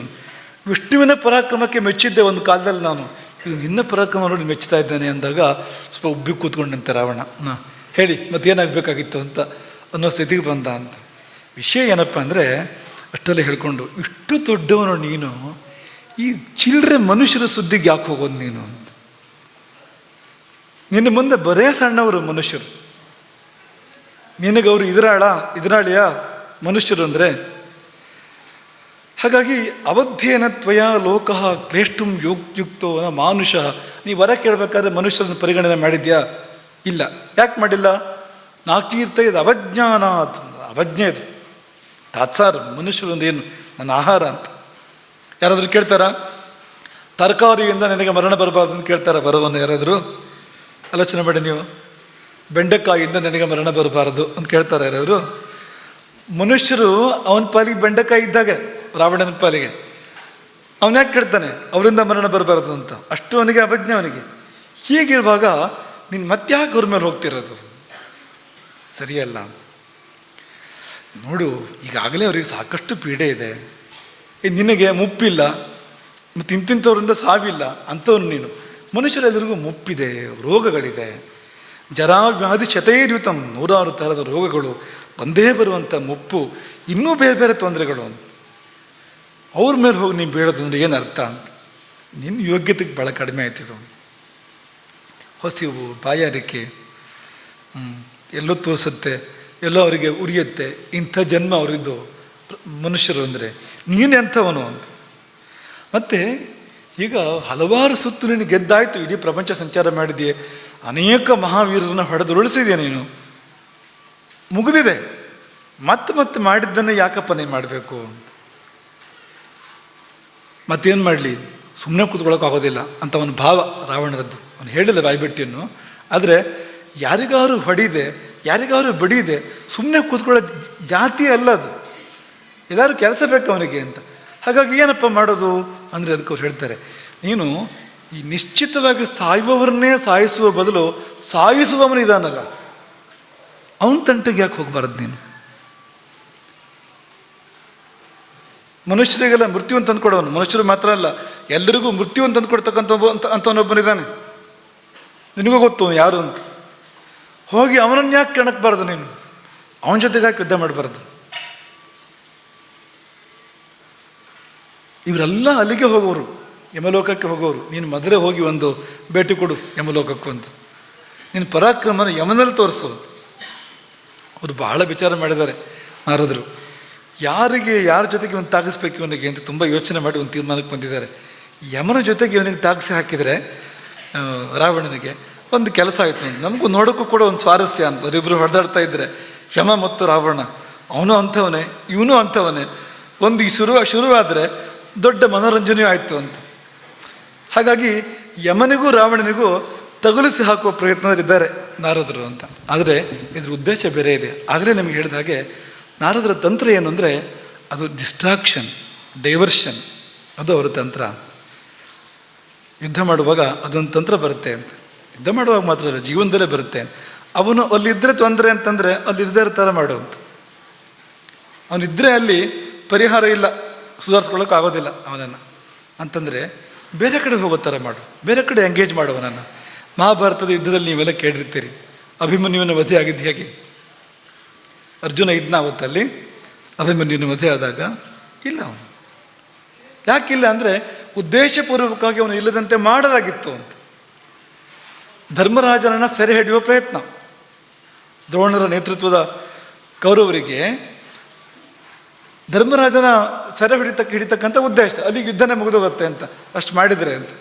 ಅರ್ಜುನ ಇದ್ದಾಗ ಆಗೋದಿಲ್ಲ ಅದು. ಹಾಗಾಗಿ ಕೃಷ್ಣಾರ್ಜುನರು ದೂರ ಹೋಗಬೇಕು, ಹತ್ತಿರ ಇರಬಾರ್ದು. ಅದಕ್ಕೇನು ಮಾಡಿದರು? ಸಂಶಪ್ತಕರನ್ನು ಮಾಧ್ಯಮವಾಗಿ ಮಾಡಿದರು ಅಂತ. ಶಪಥ ಮಾಡಿ ಯುದ್ಧ ಮಾಡೋರು ಅವರು ಶಪಥ ಮಾಡಿ ಯುದ್ಧಕ್ಕೆ ಆಹ್ವಾನ ಮಾಡಿದರು ಕೃಷ್ಣಾರ್ಜುನರನ್ನು, ಬನ್ನಿ ನಮ್ಮನ್ನು ಎದುರಿಸಿ ನಮ್ಮ ಜೊತೆಗೆ ಯುದ್ಧ ಮಾಡಿ ಅಂತ. ಅದು ಯುದ್ಧ ಭೂಮಿ ಸ್ವಲ್ಪ ಇನ್ನೊಂದು ಪಾರ್ಶ್ವ, ಅದು ಸ್ವಲ್ಪ ದೂರ. ಅದು ಆ ಕಡೆಗೆ ಕೃಷ್ಣಾರ್ಜುನರು ಹೋದಾಗ ಅರ್ಜುನ ಯಾರು ಯುದ್ಧಕ್ಕಾದರೂ ಹೋಗದೆ ಇರೋ ಪ್ರಶ್ನೆ ಇಲ್ಲ, ಹೋಗಲೇಬೇಕು ಅವನು ಅರ್ಜುನ, ಕ್ಷತ್ರಿಯನಾದವನು, ಹಾಗೆ ಸುಮ್ಮನೆ ಇರೋಕ್ಕೆ ಸಾಧ್ಯವೇ ಇಲ್ಲ. ಅನಿವಾರ್ಯವಾಗಿ ಅರ್ಜುನ ದೂರ ಹೋದಾಗ ಯುದ್ಧಕ್ಕೋಸ್ಕರವಾಗಿ ಯುದ್ಧ ಭೂಮಿಯ ಇನ್ನೊಂದು ಪಾರ್ಶ್ವಕ್ಕೆ ಹೋದಾಗ ಈ ಕಡೆಗೆ ಚಕ್ರವ್ಯೂಹವನ್ನು ರಚನೆ ಮಾಡಿ ಅದನ್ನು ಬೇಯಿಸುವಂಥವ್ರು ಯಾರೂ ಇಲ್ಲ. ಧರ್ಮರಾಜನನ್ನು ಸೆರೆ ಹಿಡಿಬೇಕು ಅನ್ನೋ ಪ್ರಯತ್ನ ನೋಡಿ. ಏನು ತೋರಿಸುತ್ತೆ ಇದು ಅಂದರೆ ಬೇರೆ ಕಡೆ ಎಂಗೇಜ್ ಮಾಡು, ಯಾರಿದ್ದರೆ ನಿನಗೆ ತೊಂದರೆಯೋ ಅವ್ರನ್ನ ಬೇರೆ ಕಡೆ ಎಂಗೇಜ್ ಮಾಡು. ಡಿಸ್ಟ್ರಾಕ್ಷನ್ ನಾರದರು ಮಾಡ್ತಾ ಇರುವಂಥದ್ದು ಅದು ಅಂತ. ಹಾಗಾಗಿ ಇವ್ರನ್ನ ಮರ್ತ್ಯರನ್ನು ಉಳಿಸ್ಬೇಕು ಅಂದರೆ ಯಮನಿಗೂ ಮೃತ್ಯುವಿಗೂ ಯುದ್ಧ ಮಾಡಿಸ್ಬೇಕು, ಯಮನಿಗೂ ಮೃತ್ಯುವಿಗೂ ತಾಗಿಸಿ ಹಾಕಬೇಕು. ಅಲ್ಲಿಯೇ ಸುಮಾರು ಸಮಯ ಬೇಕು. ಹೋದಾಗ ಅವನು ಮನಸ್ಸೇ ಬೇರೆ ಆಗ್ಬೋದು ಮುಂದಕ್ಕೆ ಅಂತ. ಒಂದು ಕ್ಷಣ ತಪ್ಪಿದರೆ ಆಮೇಲೆ ಮತ್ತೆ ಇವ್ರ ತಂಟೆಗೆ ಬರ್ತಾನೋ ಇಲ್ವನು, ಬರಲಿಲ್ಲ ಮತ್ತೆ ಅವನು ಆಮೇಲೆ ಅಷ್ಟಾಗಿ ಬರಲಿಲ್ಲ. ರಾವಣ ಹೇಳಿದಂತೆ ನಾರದರೆ ನಂದು ಬೇರೆ ಯೋಜನೆ ಇದೆ, ನಾನು ಬೇರೆ ಯಾವುದೋ ಕೆಲಸಕ್ಕೆ ಹೊರಟಿದ್ದೇನೆ, ಈ ಮಧ್ಯೆ ಈಗ ಬಂದುಬಿಟ್ರಲ್ಲ ನೀವು, ಯಾತಕ್ಕೆ ಹೊರಟಿದೆಯಪ್ಪ ಅಂತ. ಇಲ್ಲ, ನಾನು ಈ ರಸಾತಲವನ್ನೆಲ್ಲ ಗೆದ್ದು ನಾಗರನ್ನೆಲ್ಲ ಸರ್ಪರನ್ನೆಲ್ಲ ವಶಕ್ಕೆ ತರಬೇಕು, ಅವ್ರನ್ನೆಲ್ಲ ಸೋಲಿಸ್ಬೇಕು ಅಂತೆಲ್ಲ ಅಂದ್ಕೊಂಡಿದ್ದೆ. ಅದೆಲ್ಲ ಒಂದು ಹಂತ ಆಗಿದೆ. ಈಗ ಏನು ಮಾಡೋನು ಇದ್ದೇನೆ ಅಂದರೆ ಸಮುದ್ರ ಮಥನ ಮಾಡಿಸ್ಬೇಕು ಅಂತಿದ್ದೇನೆ. ಅವನು ಸಮುದ್ರ ಮಥನ ಮಾಡಿಸಿ ಅಮೃತವನ್ನು ಉತ್ಪಾದನೆ ಮಾಡಿ ಕುಡಿದು ಬಿಡೋದು ಅಂತ. ಬ್ರಹ್ಮ ವರ ಕೊಡ್ತಿದ್ರು, ಏನಾಯಿತು? ನಾನೇ ಒಂದು ವ್ಯವಸ್ಥೆ ಮಾಡ್ಕೊಂಡಿದ್ದೇನೆ ಅಂತ. ಇದೊಂದು ಯೋಜನೆ ಇದೆ ಅವನದ್ದು. ಹೇಗೋ ಅವನು ಕತೆ ಕೇಳಿದ್ದ, ಹಿಂದೊಂದು ಕಾಲದಲ್ಲಿ ಸಮುದ್ರ ಮಥನ ಆಗಿತ್ತು, ಅಮೃತ ಉತ್ಪಾದನೆ ಆಗಿತ್ತು, ಅದರಿಂದ ದೇವತೆಗಳು ಕುಡಿದು ಅಮರರಾದರು ಅಂತ ಒಂದು ಕತೆ ಕೇಳಿದ್ನೋ ಇಲ್ವೋ, ಅದನ್ನು ಪ್ರಯೋಗ ಮಾಡೋಕೆ ಹೊರಟಿದ್ದಾನೆ ಅವನಿಗ ಅಂತ. ಹಾಗಾಗಿ ಸಮುದ್ರ ಮಥನ ಮಾಡಿಸ್ಬಿಡೋದು ಅಂತ ಒಂದು ಕಾರ್ಯಕ್ರಮ ಇದೆ ಅವನದ್ದು ಮುಂದೀಗ. ನಾರದರಿಗೆ ಮತ್ತೂ ತಲೆಬಿಸಿ ಆಯಿತು, ಇನ್ನು ಸಮುದ್ರ ಮಥನ ಮಾಡ್ಸೋಕೆ ಬಿಟ್ಬಿಟ್ರೆ ಈಗ ಕತೆಗೆ ನಮ್ಮ ಮುಂದಕ್ಕೆ ಅಂತ. ಹಾಗಾಗಿ ನಾರದರು ಹೇಳಿದ್ರಂತೆ, ಇಲ್ಲ ಇಲ್ಲ, ಇದೇ ದಾರಿ ನಿಮ್ಮ ಮುಂದೆ ಹೋಗಿರೋಂಥದ್ದು. ದಕ್ಷಿಣ ತೋರಿಸಿ ಅವರಿಗೆ, ದಕ್ಷಿಣ ದಿಕ್ಕನ್ನು. ಅದೆಲ್ಲ ಆಮೇಲೆ ನೀ ಯಮನನ್ನ ಗೆದ್ರೆ ಮತ್ತೆ ಅಮೃತ ಹಾಕ್ಬೇಕಾಗತ್ತೆ ನಿನಗೆ. ಅಮೃತದ ಪ್ರಶ್ನೆ ಇಲ್ಲ. ಕ್ವಖಲ್ ವಿಧಾನಿ ಮಾರ್ಗೇಣ ತ್ವಯ ಹೆನ್ನೇನ ಗಮ್ಯತೆ. ನೀನು ಈಗ ಬೇರೆ ದಾರಿಯಲ್ಲಿ ಹೋಗೋ ಪ್ರಶ್ನೆ ಇಲ್ಲ, ಈ ದಾರಿಯಲ್ಲೇ ಹೋಗ್ಬೇಕು, ನೀನು ದಕ್ಷಿಣ ದಿಕ್ಕಲ್ಲೇ ಹೋಗಬೇಕು. ಈ ದಿಕ್ಕಲ್ಲಿ ಹೋದರೆ ಮುಂದೆ ಸಿಗುವಂಥದ್ದು ಪ್ರೇತರಾಜನ ನಗರಿ ಅಂತ. ಪ್ರೇತಗಳ ಒಡೆಯ ಯಾರವನು? ಯಮಧರ್ಮ. ಅವರ ನಗರ ಸಿಗುವಂಥದ್ದು. ಹೋಗು ನೀನು, ಯಮನಲ್ಲಿ ಯುದ್ಧ ಮಾಡು ಅಂತ ಅವನನ್ನು ಪ್ರೋತ್ಸಾಹ ಕೊಟ್ಟು ಕೊಟ್ಟು ಹುರಿದುಂಬಿಸಿ ಅವನು ಎಲ್ಲಿವರಿಗೆ ಬಂದ ಅಂದರೆ ಇಲ್ಲ ಇಲ್ಲ ಈಗ ಅಲ್ಲೇ ಹೋಗ್ತೇನೆ ಅಂತ ಅನ್ನೋವರಿಗೆ ಅವನನ್ನು ತಂದು ಕಳಿಸ್ಕೊಟ್ರಂತೆ. ದೊಡ್ಡ ನಗುವನ್ನು ನಕ್ಕರಂತೆ, ಅಟ್ಟಹಾಸ ಮಾಡಿದಂತೆ. ಹೊರಟೆ ಈಗ ಯಮನ ಮೇಲೆ ಯುದ್ಧ ಮಾಡೋದಕ್ಕೆ ಅಂತ ಒಂದು ವಿಕಟಾಟ್ಟಹಾಸವನ್ನು ಮಾಡಿ ಕೃತಮ್ ಅಂತ, ನೀವು ಹೇಳಿದ್ದನ್ನು ಮಾಡ್ತಾನೆ ಅಂತ. ಇಂಥ ಸಲಹೆ ಯಾರು ಕೊಟ್ಬಿಟ್ರೆ ನನಗೆ ತುಂಬ ಇಷ್ಟ ಆಗುತ್ತೆ ಅವನಿಗೆ. ಕೊಲ್ಲು, ಕಡಿ, ಕೊಚ್ಚು, ಮುರಿ, ದಾಳಿ ಮಾಡು ಅಂತ ಯಾರು ಬಂದು ಹೇಳಿದರೆ ಭಲೆ ಭೇಷ್ ಅಂತ ಹೇಳೋನು ಅವನು. ಶೂರ್ಪಣಕ್ಕೆ ಒಂದು ಸಲಹೆ ಕೊಟ್ಲಲ್ಲ, ಹೋಗು ರಾಮನ ಹೆಂಡತಿ ಸೀತೆ ಅಪಹಾರ ಮಾಡ್ಕೊಂಬಂದೆ, ಒಳ್ಳೆ ಸಲಹೆ ಕೊಟ್ಟೆ ಅಂತ ಖುಷಿ ಅವನಿಗೆ. ಅದೇ ಮಾರೀಚ ಬೇಡ ಬೇಡ ಬೇಡ ಆ ಕೆಲಸ ಮಾಡಬೇಡ, ತೊಂದರೆ ಆಗತ್ತೆ ಅಂದರೆ ಕೊಂದೇ ಬಿಡ್ತೇನೆ ನಿನ್ನನ್ನು ಅಂತ. ಇನ್ನೊಂದು ಸರಿ ಹೇಳಿ ನೋಡೋಣ. ಇಂಥ ಬುದ್ಧಿ ಅವನದ್ದು. ಹಾಗಾಗಿ ನಾರದರ ಸಲಹೆಯನ್ನು ಕೊನೆಗೆ ಸ್ವೀಕಾರ ಮಾಡಿ ದಕ್ಷಿಣ ದಿಕ್ಕಿಗೆ ಹೊರಟ. ಅದಕ್ಕೊಂದು ಕಾರಣವಿದೆಯಂತೆ. ನಾರದರಿಗೆ ಹೇಳ್ತಾನವನು, ನಾನು 4 ಪ್ರಧಾನ ಲೋಕಪಾಲಕರನ್ನು ಎಲ್ಲರನ್ನೂ ಗೆಲ್ತೇನೆ ಅಂತ ಒಂದು ಪ್ರತಿಜ್ಞೆ ಮಾಡಿದ್ದೇನೆ. 4 ಪ್ರಧಾನವಾದ ದಿಕ್ಕುಗಳು ಯಾವುದೆಲ್ಲ? ಪೂರ್ವ, ದಕ್ಷಿಣ, ಪಶ್ಚಿಮ. ಪೂರ್ವಕ್ಕೆ ಅಧಿಪತಿ ಯಾರು? ದಕ್ಷಿಣಕ್ಕೆ? ಪಶ್ಚಿಮಕ್ಕೆ ವರುಣ, ಪಶ್ಚಿಮಕ್ಕೆ. ಉತ್ತರಕ್ಕೆ ಕುಬೇರ. ಪೂರ್ವ ದಿಕ್ಕಿನ ಲೋಕಾಧಿಪತಿ, ಲೋಕಪಾಲಕ, ಒಂದೊಂದು ದಿಕ್ಕನ್ನು ಒಬ್ಬೊಬ್ಬರು ಇಟ್ಕೊಂಡಿದ್ದಾರೆ, ಭಾಗ ಮಾಡ್ಕೊಂಡಿದ್ದಾರೆ ಅವರು. 4 ಲೋಕಪಾಲಕರು ಮೊದಲು, 8 ಅಂತಲೂ ಹೇಳ್ತಾರೆ, ಮುಂದಕ್ಕೆ ಅದನ್ನು 8 ಅಂತಲೂ ಕೂಡ ಕರೆದಿದ್ದಾರೆ. ಉಪದಿಕ್ಕುಗಳನ್ನು, ವಿದಿಕ್ಕುಗಳನ್ನು ಸೇರಿಸಿದಾಗ ಇವನ ಪಟ್ಟಿಯಲ್ಲಿ 4 ಇದೆ ಸದ್ಯಕ್ಕೆ. ಹಾಗಾಗಿ ಪೂರ್ವ 8 ಒಂದು ಈಶ್ವರನ ಬರ್ತಾನಲ್ಲಿ. ಹಾಗಾಗಿ 4 ಪೂರ್ವ, ದಕ್ಷಿಣ, ಪಶ್ಚಿಮ, ಉತ್ತರ. ಈ 4 ಜನರನ್ನು ಚತುರೋ ಲೋಕಪಾಲಾನ್ ಅವಜಯಿಷ್ಯಾಮಿ, ಗೆಲ್ತೇನೆ ಎನ್ನುವ ಪ್ರತಿಜ್ಞೆ ಇದೆ. ಹಾಗಾಗಿ ನಾನು ಹೊರಟೆ. ಈಗ ಆ ಯಮನಾದರೂ ಎಂಥವನು, ಎಲ್ಲರಿಗೂ ಪೀಡೆ ಕೊಡ್ತಾನೆ, ಪ್ರಾಣಿಗಳಿಗೆಲ್ಲ ತೊಂದರೆ ಕೊಡ್ತಾನೆ, ಎಲ್ಲ ಜೀವಗಳಿಗೂ ಏನು ಕ್ಲೇಶ ಕೊಡ್ತಾನವನು ಅಂತ ಒಂದು ಜೀವಕಾರುಣ್ಯ ಬಂದ್ಬಿಡ್ತಂತೆ ಅವನಿಗೆ, ರಾವಣನಿಗೆ. ಇಷ್ಟೋ ತನಕ ಮಾಡ್ತಾ ಇದ್ದ ಕೆಲಸ ಏನು ಅಂದರೆ ಯಮನೂ ಕೂಡ ಮಾಡಿದರೆ ಕೆಲಸ ಮಾಡಿದ್ದಾನೆ. ಈಗ ಇದ್ದಕ್ಕಿದ್ದಂತೆ ದೊಡ್ಡ ಮನುಷ್ಯರು, ದೊಡ್ಡವರು ಬಂದಿದ್ದಾರಲ್ಲ, ಇವನು ದೊಡ್ಡವ್ರ ಥರ ಮಾತಾಡ್ತಾನೆ. ಪ್ರಾಣಿ ಸಂಕ್ಲೇಶ ಕರ್ತಾರಂ, ಎಲ್ಲ ಜೀವಗಳಿಗೂ ಕ್ಲೇಶ ಕೊಡ್ತಾ ಇದ್ದಾನೆ ಯಮ. ಅವನಿಗೊಂದು ಗತಿ ಕಾಣಿಸ್ತಾನೆ ಅಂತ ಹೊರಟ. ಅವನ ಮಂತ್ರಿಗಳು 4 ಮಂದಿ ಮಂತ್ರಿಗಳಿದ್ದಾರೆ ಅವನಿಗೆ, ಅವರೆಲ್ಲ ಕರ್ಕೊಂಡು ಹೊರಟನಂತೆ. ಮಾರೀಚ, ಧೂಮ್ರಾಕ್ಷ, ಪ್ರಹಸ್ತ, ಇವರೆಲ್ಲ ಮನೆ ಹಾಳರು 4. ಇವನೊಬ್ಬ ಊರು ಹಾಳ. ಈ 5 ಜನ ಸೇರಿ ಹೊರಟರು ಆ ಕಡೆಗೆ ಅಂತ, ದಕ್ಷಿಣ ದಿಕ್ಕಿಗೆ, ಪ್ರೇತರಾಜ ನಗರಿಯ ಕಡೆಗೆ ಹೊರಟರು ಅಂತ. ಆ ಕಡೆ ನಾರದರು, ಯಮ ಆ ಕಡೆ, ರಾವಣ ಆ ಕಡೆ ಹೊರಟ ಮೇಲೆ ಇವರು ಅಲ್ಲೇ ನಿಂತು ಯೋಚನೆ ಮಾಡ್ತಾ ಇದ್ದಾರೆ ನಾರದರು. ಏನಾಗ್ಬೋದು ಈಗ ಅಂತ ಕುತೂಹಲ ಅವರಿಗೆ. ಅವರು ಇಲ್ಲೇ ವಿಜುವಲೈಸ್ ಮಾಡ್ತಾ ಇದ್ದಾರೆ, ಅಲ್ಲಿ ಹೋಗಿ ಏನೇನು ನಡೀಬೋದು. ಇವನು ಹೋಗಿ ಸವಾಲು ಹಾಕೋದು ಯಮನಿಗೆ, ಯಮ ಎದ್ದು ಬರೋದು ಯುದ್ಧಕ್ಕೆ. ಇಬ್ಬರು ಯುದ್ಧ ಶುರು ಮಾಡಿಕೊಂಡ್ರೆ ಪ್ರಪಂಚಕ್ಕೆ ಏನಾಗ್ಬೋದು, ಬೆಟ್ಟಕ್ಕೆ ಬೆಟ್ಟ ಬಂದು ತಾಗಿದ್ರೆ ಏನಾಗ್ಬೋದು ಅಂತ. ಹಾಗಾಗಿ ಕಲ್ಪನೆ ಮಾಡ್ಕೋತಾ ಇದ್ದಾರೆ ಅವರು. ಚಿಂತೆಯಾಮಾಸ ವಿಪ್ರೇಂದ್ರು ಮುಹೂರ್ತಂ ಧ್ಯಾನಮಾಸ್ಥಿತ. ಒಂದು ಸ್ವಲ್ಪ ಹೊತ್ತೇ ಬೇಕಾಯ್ತಂತೆ ಅವರಿಗೆ ಆ ಪರಿಕಲ್ಪನೆಗೆ ಅಂತ, ಏನು ನಡಿಬೋದು ಅಲ್ಲಿ ಯಮಲೋಕದಲ್ಲಿ ಈಗ ಅಂತ. ಎಷ್ಟು ಚೆನ್ನಾಗಿದೆ ನೋಡಿ, ಅವ್ರು ಹೇಳ್ಕೊತಾರೆ, ತಮಗೆ ತಾವು ಹೇಳ್ಕೊತಾರೆ ನಾರದರು. ಎಂಥವನು ಕಾಲ, ಎಂಥವನು ಯಮ. 3 ಲೋಕದಲ್ಲಿ ಎಲ್ಲರೂ ಒಂದಲ್ಲ ಒಂದು ದಿನ ಅವನು ವಶವಾಗಲೇಬೇಕು. ಅದು ಮನುಷ್ಯರಿರ್ಬೋದು, ದೇವತೆಗಳಿರ್ಬೋದು, ಎಲ್ಲರೂ ಒಂದಲ್ಲ ಒಂದು ದಿನ ಅವರ ಆಯುಸ್ಸು ಮುಗಿದಾಗ ಯಾರು ವಶವಾಗ್ತಾರೋ ಅವನನ್ನು ಹೇಗೆ ಗೆಲ್ತಾನೆ ಈ ರಾವಣ. ಸಾಕ್ಷಿ ಅವನು, ಸ್ವದತ್ತ ಕೃತ ಸಾಕ್ಷಿ. ನಾವು ಏನನ್ನೇ ಕೊಟ್ಟರು ಅವನು ಸಾಕ್ಷಿಯಾಗಿ ನೋಡ್ತಾ ಇರ್ತಾನೆ. ಪುಣ್ಯ ಬಂತು ಇವನಿಗೆ ಅಂತ, ಒಳ್ಳೇದು ಮಾಡಬೇಕು ಅಂತ. ನಾವು ಏನನ್ನೇ ಮಾಡ್ತಾ ಇದ್ರು ಕೂಡ ಸಾಕ್ಷಿಯಾಗಿ ನೋಡ್ತಾ ಇರ್ತಾನೆ ಅವನು. ಪಾಪವೋ ಪುಣ್ಯವೋ, ಪಾಪವಾದರೆ ದುಃಖ, ಪುಣ್ಯವಾದರೆ ಸುಖ ಕೊಡುವುದಕ್ಕೆ ಕಾಯ್ತಾ ಇರ್ತಾನೆ ಅವನು. ಹಾಗಾಗಿ ಪ್ರತಿಯೊಬ್ಬರ ಬದುಕಿನ ಪ್ರತಿಯೊಂದು ಘಟನಾವಳಿಯ ಸಾಕ್ಷಿ ಅವನು. ಅಂಥವನ ಮೇಲೆ ಇವನು ಯುದ್ಧಕ್ಕೆ ಹೋಗ್ತಾ ಇದ್ದಾನೆ. ಬರೇ ಸಾವಿಗೆ ಕಾರಣ ಮಾತ್ರ ಅಂತಲ್ಲ, ಅವನು ಬದುಕಿರೋದಕ್ಕೂ ಅವನೇ ಕಾರಣವಂತೆ. ಯಾಕೆಂದ್ರೆ ಅವನು ಕೊಂದಿಲ್ಲ, ಹಾಗವನು ಬದುಕಿದ್ದೇವೆ ಅಷ್ಟೇ ಅಂತ. ನಮ್ಮ ಕೊರಳಿಗೆ ಒಂದು ಭಾಷೆ ಹಾಕಿಲ್ಲ ಅವನು ಅಂತ. ಲಬ್ಧ ಸಂಜ್ಞಾ ವಿಚೇಷ್ಟಂತೆ ಲೋಕ ಯಸ್ಯ ಮಹಾತ್ಮನಃ. ಯಾವನ ಕನಿಕರದಿಂದಾಗಿ ಅಥವಾ ಯಾವನು ತನ್ನ ಮರ್ಯಾದೆಯನ್ನು ಪಾಲನೆ ಮಾಡ್ತಾ ಇರೋದ್ರಿಂದಾಗಿ ನಾವೆಲ್ಲ ಬದುಕಿ ನಮ್ಮ ಕೆಲಸ ಮಾಡ್ತಾ ಇದ್ದೇವೆ ಅಂಥವನು. 3 ಲೋಕದಲ್ಲಿ ಎಲ್ಲರೂ ಭಯಪಡ್ತಾರೆ, ಓಡ್ತಾರೆ. ಹೋಗಿ ಅವನ ಮೇಲೆ ದಾಳಿ ಮಾಡೋಕ್ಕೆ ಹೊರಟಿದ್ದಾನಲ್ಲ, ಏನಾಗ್ಬೋದು ಮುಂದಕ್ಕೆ ಕತೆ ಅಂತ ಹೀಗೆಲ್ಲ ಅವನು ಚಿಂತನೆ ಮಾಡ್ತಾ ಇದ್ದಾನೆ. ಕುತೂಹಲ ತುಂಬ ಆಯಿತು ನಾರದರಿಗೆ. ನಾನು ಹೋಗಿ ನೋಡ್ತೇನೆ ಏನಾಗುತ್ತೆ ಅಲ್ಲಿ ಅಂತ ಹೊರಟ್ರಂತೆ ಮೆಲ್ಲ. ಕೌತೂಹಲ ಸಮುತ್ಪನ್ನ ಯಾಸ್ಯಾಮ ಯಮ ಸಾಧನಂ. ಯಮಲೋಕಕ್ಕೆ ಹೋಗ್ತೇನೆ. ಯಾಕೆ ಹೋಗೋದು ಅಂದರೆ ಈ ವಿಮರ್ದ ಯಮ ರಾವಣರ ವಿಮರ್ದವನ್ನು ನೋಡಬೇಕು, ಕಣ್ಣಾರೆ ನೋಡಬೇಕು ಅದನ್ನು ಅಂತ ಹೊರಟರು ಅಂತ. ಇವರೇ ಅದನ್ನು ಹೊತ್ತಿ ಹಾಕಿದ್ದು ನಾರದರು. ಅದ್ರ ಒಳ್ಳೆಯದಕ್ಕೋಸ್ಕರವಾಗಿ, ಗೊತ್ತಿರಲಿ ನಿಮಗದು. ಕಲಹಪ್ರಿಯ ಅಂದ್ರೆ ಏನು ಗೊತ್ತಲ್ಲ ನಿಮಗೆ. ಹೊರಟ್ರಂತೆ ನಾರದರು ಅಂತ. ಆದರೆ ಅವರು ಎಷ್ಟು ಚುರುಕಿದ್ದಾರೆ ನಾರದರು ಅಂದರೆ, ಅವರ ಗತಿ ಎಷ್ಟು ಶೀಘ್ರ ಅಂದರೆ, ಪುಷ್ಪಕದ ರಾವಣನಿಗಿಂತ ಮೊದಲು ಯಮಲೋಕವನ್ನು ತಲುಪಿ ಯಮನಿಗೆ ಸುದ್ದಿ ಅವರೇ ಹೇಳ್ತಾರೆ, ರಾವಣ ಬರ್ತಾ ಇದ್ದಾನೆ ನಿನ್ನ ಮೇಲೆ ಯುದ್ಧಕ್ಕೆ ಅಂತ.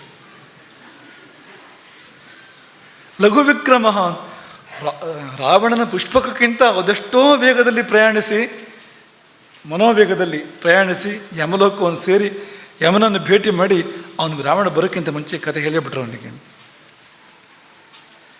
ನಾರದರು ಹೋದಾಗ ಯಮ ಏನು ಮಾಡ್ತಾ ಇದ್ದ ಅಂದರೆ, ಅಗ್ನಿಸಾಕ್ಷಿಯಾಗಿ ಪ್ರಾಣಿಗಳಿಗೆ ಅವರವರ ಕರ್ಮದ ಫಲವನ್ನು ವಿಧಾನ ಮಾಡ್ತಾ ಇದ್ದಂತೆ. ಪವಿತ್ರವಾದ ಕಾರ್ಯ ಅಂತ ಅಗ್ನಿಸಾಕ್ಷಿಯಾಗಿ ಮಾಡ್ತಾನಂತ. ಅಗ್ನಿ ಪುರಸ್ಕೃತಂ ಅಂಥವನು ಯಮಧರ್ಮ ಅಂತ. ಪ್ರಾಣಿನೋ ಯಸ್ಯ ಯಾದೃಶಂ, ಯಾರ ಪರ ವಿರೋಧ ಇಲ್ಲ, ಯಾರ ಬಗ್ಗೆ ಮಮತೆ ಇಲ್ಲ, ಯಾರ ಬಗ್ಗೆ ದ್ವೇಷವೂ ಇಲ್ಲ. ಅವನು ಮಾಡಿದ ತಪ್ಪಿಗೆ ಅವನಿಗೆ ಶಿಕ್ಷೆ, ಇವನು ಮಾಡಿದ ಒಳ್ಳೆಯದಕ್ಕೆ ಇವನಿಗೆ ಸ್ವರ್ಗ ಅಂತ. ಹಾಗಾಗಿ ಪುಣ್ಯ ಪಾಪಗಳಿಗೆ ಸುಖ ದುಃಖಗಳನ್ನು ವಿಧಾನ ಮಾಡ್ತಾ ಇದ್ದಾನೆ ಯಮಧರ್ಮ. ಅಂಥ ಸಮಯದಲ್ಲಿ ಹೋಗಿ ಭೇಟಿ ಮಾಡ್ತಾ ಇದ್ದಾರೆ ನಾರದರು. ನಾರದರನ್ನು ಸ್ವಾಗತ ಮಾಡಿ ಅವರಿಗೆ ಅರ್ಘ್ಯ ಪಾದ್ಯ ಎಲ್ಲ ಕೊಟ್ಟು, ಅವ್ರ ಕಾಲು ತೊಳೆದು, ಕೈಗೆ ನೀರು ಕೊಟ್ಟು, ಬಾಯಿಗೆ ನೀರು ಕೊಟ್ಟು ಪ್ರಶ್ನೆ ಮಾಡ್ತಾನೆ ಯಮ. ದೇವರ್ಷಿಗಳೇ, ಎಲ್ಲ ಕ್ಷೇಮ ಅಲ್ವಾ? ಧರ್ಮ ನಾಶ ಆಗ್ತಾ ಇಲ್ಲ ಅಲ್ವಾ ಅಂತ ಪ್ರಶ್ನೆ ನೋಡಿ. ಕಚ್ಚಿದ ಧರ್ಮ ನನ್ನ ನಶ್ಯತಿ. ಧರ್ಮಕ್ಕೇನಾದ್ರು ತೊಂದರೆ ಇದೆಯಾ ಎಲ್ಲಿಯಾದರೂ? ಧರ್ಮರಾಜ ಅವನು, ಅಧರ್ಮರಾಜ ಅಲ್ಲ ಅವನು, ಧರ್ಮರಾಜ ಅವನು. ಹಾಗಾಗಿ ಕಿಮ್ ಆಗಮನ ಕೃತ್ಯಂತೆ, ನೀವು ಬಂದಿದ್ದಾದ್ರು ಯಾಕೆ, ಏನಾಗಬೇಕಿತ್ತು ನಿಮಗೆ ಅಂತ ಕೇಳಿದಾಗ ನಾರದರು ಹೇಳ್ತಾರೆ, ಇಲ್ಲ ಇವನು ದಶಗ್ರೀವ ಅಂತ, ರಾವಣ ಅಂತ, ಅವನು ಈ ಕಡೆಗೆ ಬರ್ತಾ ಇದ್ದಾನೆ. ಅವನು ಸ್ವಲ್ಪ ಹೊತ್ತಿಗೆ ಇಲ್ಲಿ ಬರ್ತಾನವನು, ನಿನ್ನ ಮೇಲೆ ದಾಳಿ ಮಾಡ್ತಾನವ. ನಿನಗೇನು ಮಾಡೋಕ್ಕೆ ಸಾಧ್ಯ? ನಿನ್ನ ಕೈಯಲ್ಲಿ ಕಾಳದಂಡ ಇದೆ. ಕಾಳದಂಡ ಇದ್ದವನ ಕೈ ಬಳಿಗೆ ಬಂದರೆ ಅವನ ಕತೆ ಏನಾಗಬೇಕು ಅವನಿಗೆ ಗೊತ್ತಿಲ್ಲ ಅವನಿಗೆ ಇನ್ನು.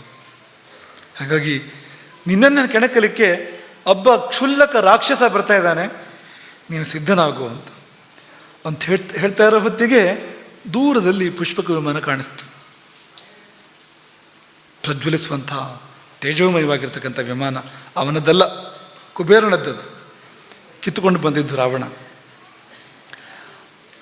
ಆ ನರಕ ಲೋಕವಲ್ಲೇ ಬೆಳಕಾಯ್ತಂತೆ. ಪುಷ್ಪಕ ವಿಮಾನ ಬಂದಾಗ ಸೂರ್ಯೋದಯ ಆದಂತೆ. ನರಕ ಅಂದರೆ ಕತ್ತಲು ಅಲ್ವಾ, ಕತ್ತಲು ಜಾಸ್ತಿ ಇರ್ತಕ್ಕಂಥದ್ದು, ಅದೆಲ್ಲ ಬೆಳಕಾಯ್ತಂತೆ ಪುಷ್ಪಕ ವಿಮಾನದ ಪ್ರಭೆಯಿಂದಾಗಿ ಅಂತ. ರಾವಣ ಬಂದು ಹೀಗೆ ನೋಡಿದಂತೆ ನರಕದ ಕಡೆಗೆ. ಎಲ್ಲ ತಮ್ಮ ಪಾಪದ ಫಲವನ್ನು ಉಣ್ತಾ ಇದ್ದಾರೆ ನರಕದಲ್ಲಿ. ಪ್ರಾಣಿನಃ ದುಷ್ಕೃತಂ ಭುಂಜಾನ, ತಾವು ಮಾಡಿದ ಪಾಪದ ಫಲವನ್ನು ಉಣ್ತಾ ಇದ್ದಾರೆ. ಕೆಲವರು ಪುಣ್ಯದ ಫಲವನ್ನು ಕೂಡ ಉಣ್ತಾ ಇದ್ದಾರೆ. ಅಂಥವರು ಉಂಟು, ಎರಡೂ ವರ್ಗ ಉಂಟು ನೋಡಿದಂತೆ. ಹಾಗೆ ನೋಡ್ತಾ ನೋಡ್ತಾ ಯಮನ ಅನುಚರರು ಕಂಡರು ಅವನಿಗೆ. ಆಮೇಲೆ ಯಮ ಯೋಧರು, ಯಮ ಸೈನಿಕರು ಅವರು ಕೂಡ ಕಂಡರು. ಹಾಗೆ ಮುಂದುವರೆದು ಬರ್ತಾ ಇದ್ದಾನೆ. ನರಕ ಯಾತನೆಯ ದರ್ಶನ ಆಯಿತು ರಾವಣನಿಗೆ. ಇದಾಗ ನಾವು ಮಾತಾಡಿದ ಹಾಗೆ ಇದೆ. ಯಮಪುರುಷರು ಉಗ್ರರು, ಘೋರ ರೂಪರು, ಭಯಾನಕರು ಅವರು. ಅವರು ಈ ಜೀವಗಳನ್ನು ದಂಡಿಸ್ತಾ ಇದ್ದಾರೆ, ಪೀಡಿಸ್ತಾ ಇದ್ದಾರೆ. ವಧ್ಯಮಾನಾಂಶ್ಚ ಕ್ಲಿಶ್ಯಮಾನಾಂಶ್ಚ, ಅವರಿಗೆ ಕ್ಲೇಶಗಳು, ನಾನಾ ಥರದ ಕ್ಲೇಶಗಳನ್ನ ಕೊಡ್ತಾ ಇದ್ದಾರೆ ಜೀವಗಳಿಗೆ ಯಮಭಟರು. ಮಾತ್ರ ಅಲ್ಲ, ಕೆಲವರನ್ನು ಹೊಡೆದು ಬಡಿದು ಕತ್ತರಿಸಿ ಎಲ್ಲ ಮಾಡ್ತಾ ಇದ್ದಾರೆ. ಆ ಜೀವಗಳು ಕೂಕೊಳ್ತಾ ಇದ್ದಾವೆ. ಕ್ರೋಶತಶ್ಚ ಮಹಾನಾದಂ, ದೊಡ್ಡದಾಗಿ ಆ ಜೀವಗಳು ನೋವಾಗ್ತಾ ಇರಂತೂ ಕೂಕೊಳ್ತಾ ಇದ್ದಾವೆ. ಕೆಲವರಂತೂ ಹೇಗೆಂದರೆ ಈ ಯಮಭಟರು ಕೃಮಿಗಳನ್ನು ಬಿಟ್ಟು ಕಚ್ಚಿಸ್ತಾ ಇದ್ದರಂತೆ. ಒಂದಷ್ಟು ಜೀವಗಳಿಗೆ ನಾನಾ ಪ್ರಕಾರದ ಕೃಮಿಗಳು, ಚೇಳೋ ಮತ್ತೊಂದು ಇಂಥದ್ದನ್ನೆಲ್ಲ ಬಿಟ್ಟು ಆ ಜೀವಗಳನ್ನು ಕಚ್ಚಿಸ್ತಾ ಇದ್ದಾರೆ. ಇನ್ನು ಕೆಲವು ಜೀವಗಳನ್ನು ನಾಯಿಗಳು ಹರಿದು ತಿಂತಾ ಇದ್ದಾವೆ. ನರಕಲೋಕದ ನಾಯಿಗಳು ಭಯಂಕರವಾಗಿರ್ತಕ್ಕಂಥವು, ಅವು ಹರಿದು ತಿಂತಾ ಇದ್ದಾವೆ. ಆದರೂ ಜೀವ ಹೋಗ್ತಾ ಇಲ್ಲ. ಇದಕ್ಕೆ ಜೀವ ಹೋಗಿ ಆಗಿದೆ, ಜೀವ ಹೋಗೋಕ್ಕೇನೂ ಇಲ್ಲ, ವೇದನೆ ಮಾತ್ರ ಇದೆ ಅಂತ. ವೇದನೆ ಮುಗಿಯೋದಿಲ್ಲ ಅಂತ. ಎಷ್ಟು ಆಕ್ರಂದನ ನಡೀತಾ ಇತ್ತಂತೆ ಅಂದರೆ, ಆರ್ತನಾದ ನಡೀತಾ ಇತ್ತಂದರೆ ಕೇಳೋಕ್ಕೆ ಸಾಧ್ಯ ಇಲ್ಲ ಕಿವಿಗಳಿಂದ. 2 ಕಿವಿಯಿಂದ ಕೇಳೋಕ್ಕೆ ಸಾಧ್ಯ ಇಲ್ಲ ಅಂತ ಹೇಳ್ತಾರಲ್ಲ, 20 ಕಿವಿಯಿಂದ ಕೇಳೋದಕ್ಕೆ ಅವನು. ಹಾಗಾಗಿ ಶ್ರೋತ್ರಾಯಾಸ ಕರ ವಾಚಃ, ಅವ್ರು ಪಡ್ತಾ ಇರೋ ಕಷ್ಟ ಆಗಿರಲಿ, ಆ ಕೂಗನ್ನು ಕೇಳಿ ತಡ್ಕೊಳ್ಳೋಕೆ ಸಾಧ್ಯ ಇಲ್ಲ ಅಂತ. ಅಂಥ ಒಂದು ನೋವಿನ ಆಕ್ರಂದನ ನಡೀತಾ ಇತ್ತಂತೆ. ಅಲ್ಲಿ ಭಯ ಆಗುವಂತೆ ಇತ್ತು ಯಾರಿಗಾದರೂ ಕೂಡ ಅದು ಅಂತ. ವೈತರಣಿಯನ್ನು ನೋಡ್ತಾನೆ ರಾವಣ. ಶ್ವಣಿತವಾದ ಕಾಮ್, ರಕ್ತ ಮತ್ತು ಕೀವುಗಳೇ ನೀರಾಗಿ ಉಳ್ಳಂಥ ವೈತರಣಿ ನದಿ. ಆ ವೈತರಣಿ ನದಿಯಲ್ಲಿ ಜೀವಗಳನ್ನು ಎಳ್ಕೊಂಡು ಹೋಗ್ತಾ ಇದ್ದಾರೆ ಯಮಭಟರು. ಹಿಂದೆ ಬಂದಿತ್ತಲ್ವ, ಆ ಮೂಗಿಗೋ ಕಣ್ಣಿಗೋ ಕಿವಿಗೋ ಬಳ್ಳಿ ಹಾಕಿ ಮೇಲಿಂದ ಅವರು ಆಕಾಶದಲ್ಲಿ ಇರ್ತಾರೆ, ಅವರು ಎಳ್ಕೊಂಡು ಹೋಗ್ತಾ ಇರ್ತಾರೆ ಕೆಲವರನ್ನು. ಇನ್ನು ಕೆಲವರಿಗೆ ಆ ಯೋಗವೂ ಇಲ್ಲ, ಮುಳುಗ್ತಾ ಹೇಳ್ತಾ ಇರ್ತಾರೆ, ಸುಳಿಗಳಲ್ಲಿ ಪಾತಾಳಿಸ್ತಾ ಇರ್ತಾರೆ, ಮೇಲೆ ಬರ್ತಾ ಇರ್ತಾರೆ. ಅದನ್ನೆಲ್ಲ ನೋಡ್ತಾನೆ. ವಾಲುಕಾಸು ಚ ತಪ್ತಾಸು ತಪ್ಯಮಾನಾನ್ ಮುಹುರ್ಮುಹು, ಕಾದ ಮರಳಿನಲ್ಲಿ ನಡೆಯುವ ಜೀವಗಳು. ಕಾಲು ಸುಡ್ತಾ ಇದೆ, ಆದರೆ ಪರಿಹಾರ ಇಲ್ಲ. ಕುಸಿದು ಬೀಳ್ತವೆ. ಬಿದ್ದರೆ ಆ ಕಾದ ಮರಳಲ್ಲೇ ಬೀಳಬೇಕು, ಮೈಯು ಸುಡುತ್ತೆ ಬಿದ್ದರೆ.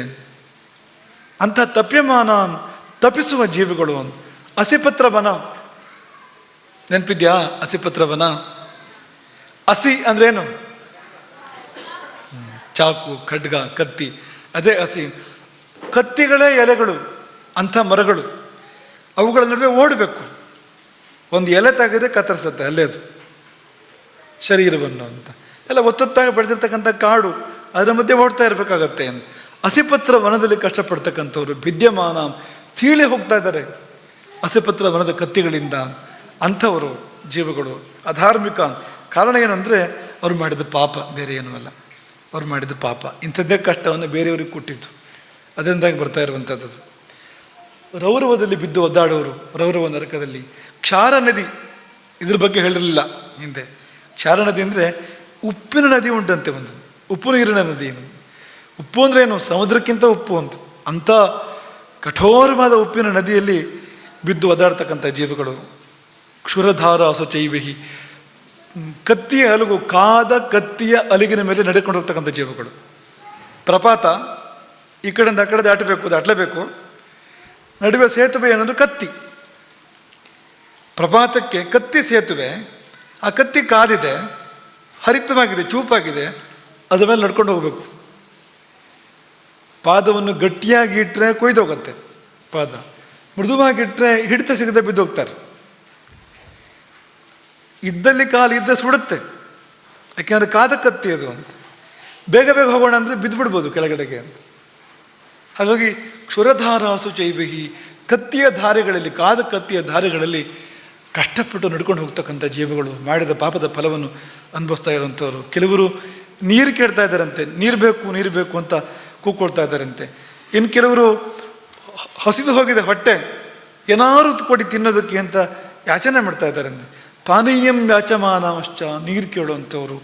ತೃಷಿತಾನ್, ಬಾಯಾರಿದವರು. ಕ್ಷುಧಿತಾನ್, ಹಸಿದವರು. ಕೃಷಾನ್,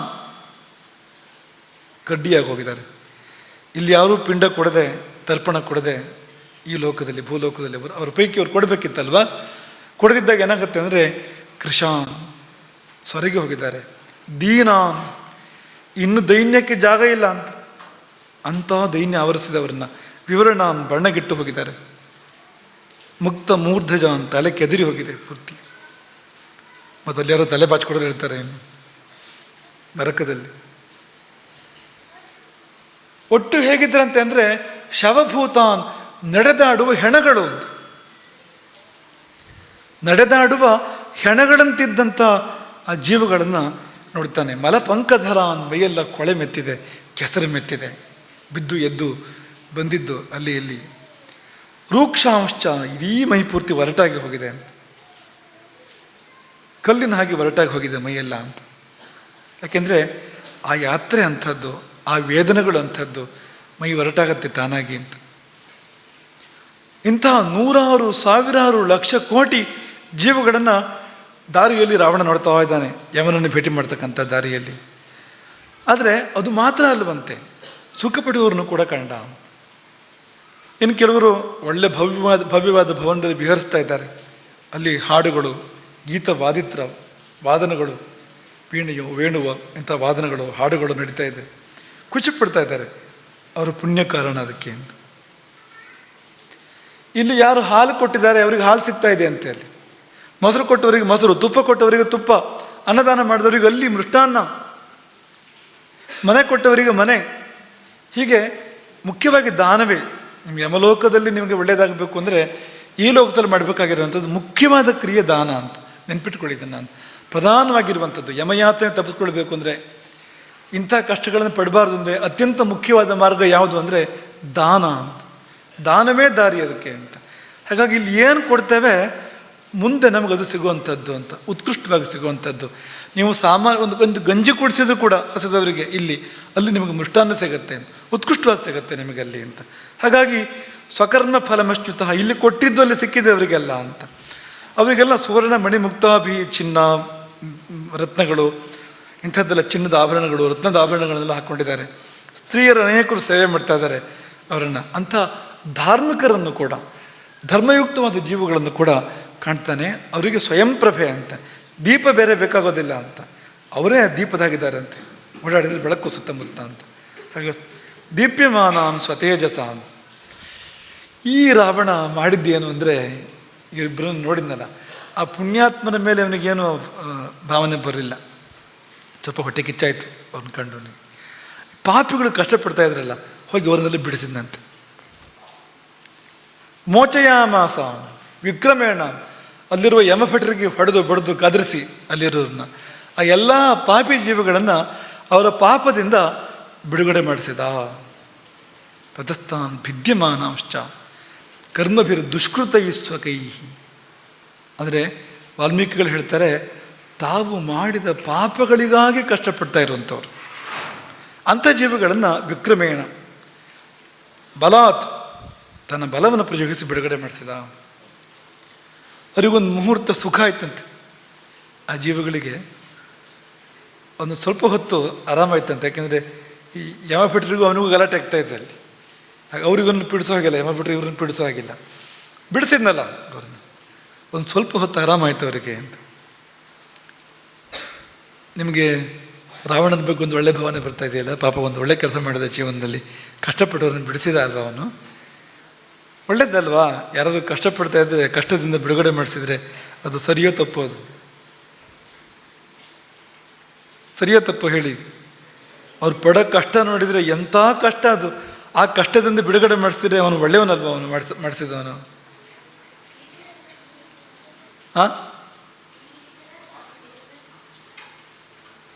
ಕಷ್ಟಪಡೋದೇ ಸರಿ ಅಂತೀರ ಹಂಗಾದ್ರೆ ಅವರು? ನೀವು ಕೆಲವು ಸಾರಿ ಇಂಥ ಸಂದಿಗ್ಧಗಳು ಬರ್ತವೆ. ಹಾವು ಕಪ್ಪೆ ಅಂತ ತಿಂತಾ ಇದೆ, ನೀವು ನೋಡಿದ್ರಿ ಅಂತ ಅನ್ಕೊಳ್ಳಿ, ಏನು ಮಾಡ್ತೀರಿ ಮುಂದೆ? ಬಿಡಿಸ್ತೀರೋ ಇಲ್ವೋ ಅಂತ ಭಾರಿ ಪ್ರಶ್ನೆ ನೋಡಿ.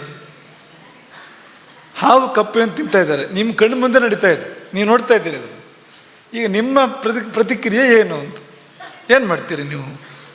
ನೀವು ಇವತ್ತೇ ಉತ್ತರ ಹೇಳಬೇಕು ಅಂತಿಲ್ಲ, ನಿಧಾನ ಆಲೋಚನೆ ಮಾಡಿ ಪರಸ್ಪರ ಚರ್ಚೆ ಸಂವಾದ ಮಾಡಿ ಬಂದು ಉತ್ತರ ಹೇಳಿದ್ರೂ ಪರವಾಗಿಲ್ಲ. ಯಾವ ಕಡೆಯಿಂದ ಹೋದರೂ ತೊಂದರೆ ಇದೆ ಅಂತ. ಬಿಡಿಸ್ತಾ ಇದ್ರೆ ಪಾಪ ಜೀವ ಹೋಗುತ್ತೆ ಅದರದ್ದು. ನಾವು ಕಣ್ಣಾರೆ ನೋಡ್ತಾ ನೋಡ್ತಾ ಜೀವ ಹೋಗುತ್ತಲ್ಲ ಅದರದ್ದು. ಬಿಡಿಸಿದ್ರೆ ಹಾವಿಗೆ ಹೊಟ್ಟೆಗಿಲ್ಲ ಪಾಪ, ಅದೇನು ತಿನ್ನಬೇಕು? ಹಾವು ಅದ್ರ ಊಟ ಕಸ್ಕೊಂಡಾಗಾಯ್ತು ಹಾವಿಂದ. ಹಾವು ದುರ್ಬುದ್ಧಿಯಿಂದ ಮಾಡ್ತಾ ಇಲ್ಲ ಅದನ್ನೇನು, ದೇವರು ಕೊಟ್ಟಿರೋ ಆಹಾರ ಹಾವಿಗೆ, ಕಪ್ಪೆ ನೈಸರ್ಗಿಕ ಆಹಾರ, ಬ್ರಹ್ಮ ಹೇಳಿದ್ದನ್ನು ಮಾಡ್ತಾ ಇದೆ ಹಾವು. ಅದು ಬಿಡಿಸಿದ್ರೆ ಅದಕ್ಕೆ ಹೊಟ್ಟೆಗಿಲ್ಲ ಹಾವಿಗೆ. ಇನ್ನು ಹಾವು ಯಾವ ಕಪ್ಪೆಯನ್ನು ತಿಂದಿರೋ ಥರನೇ ಮಾಡಿಬಿಟ್ರೆ ಸತ್ತೇ ಹೋಗುತ್ತೆ ಹಾವು ಕೂಡ. ಯಾವುದೇ ಕಪ್ಪೆ ತಿನ್ನಲಿ, ಇನ್ಯಾವುದೇ ಜೀವ ತಿನ್ನಲಿ, ಇದೇ ಕಥೆ ಅಲ್ವಾ ಅದು ಕೂಡ. ಏನು ತಿಂದ್ರೆ ಹೇಗೆ ಬದುಕಿರುತ್ತೆ ಅದು? ಹುಲ್ಲು ತಿನ್ನುತ್ತಾ ಹಾವೇನೋ? ಹುಲ್ಲಿಗೂ ಜೀವ ಇದೆ, ಕಷ್ಟ ಮುಗಿಯೋದೇ ಅಲ್ಲ ಇದು ಅಂತ. ಏನು ಮಾಡ್ತೀರಪ್ಪ, ಯೋಚನೆ ಮಾಡಿ ನೀವು ಅಂತ.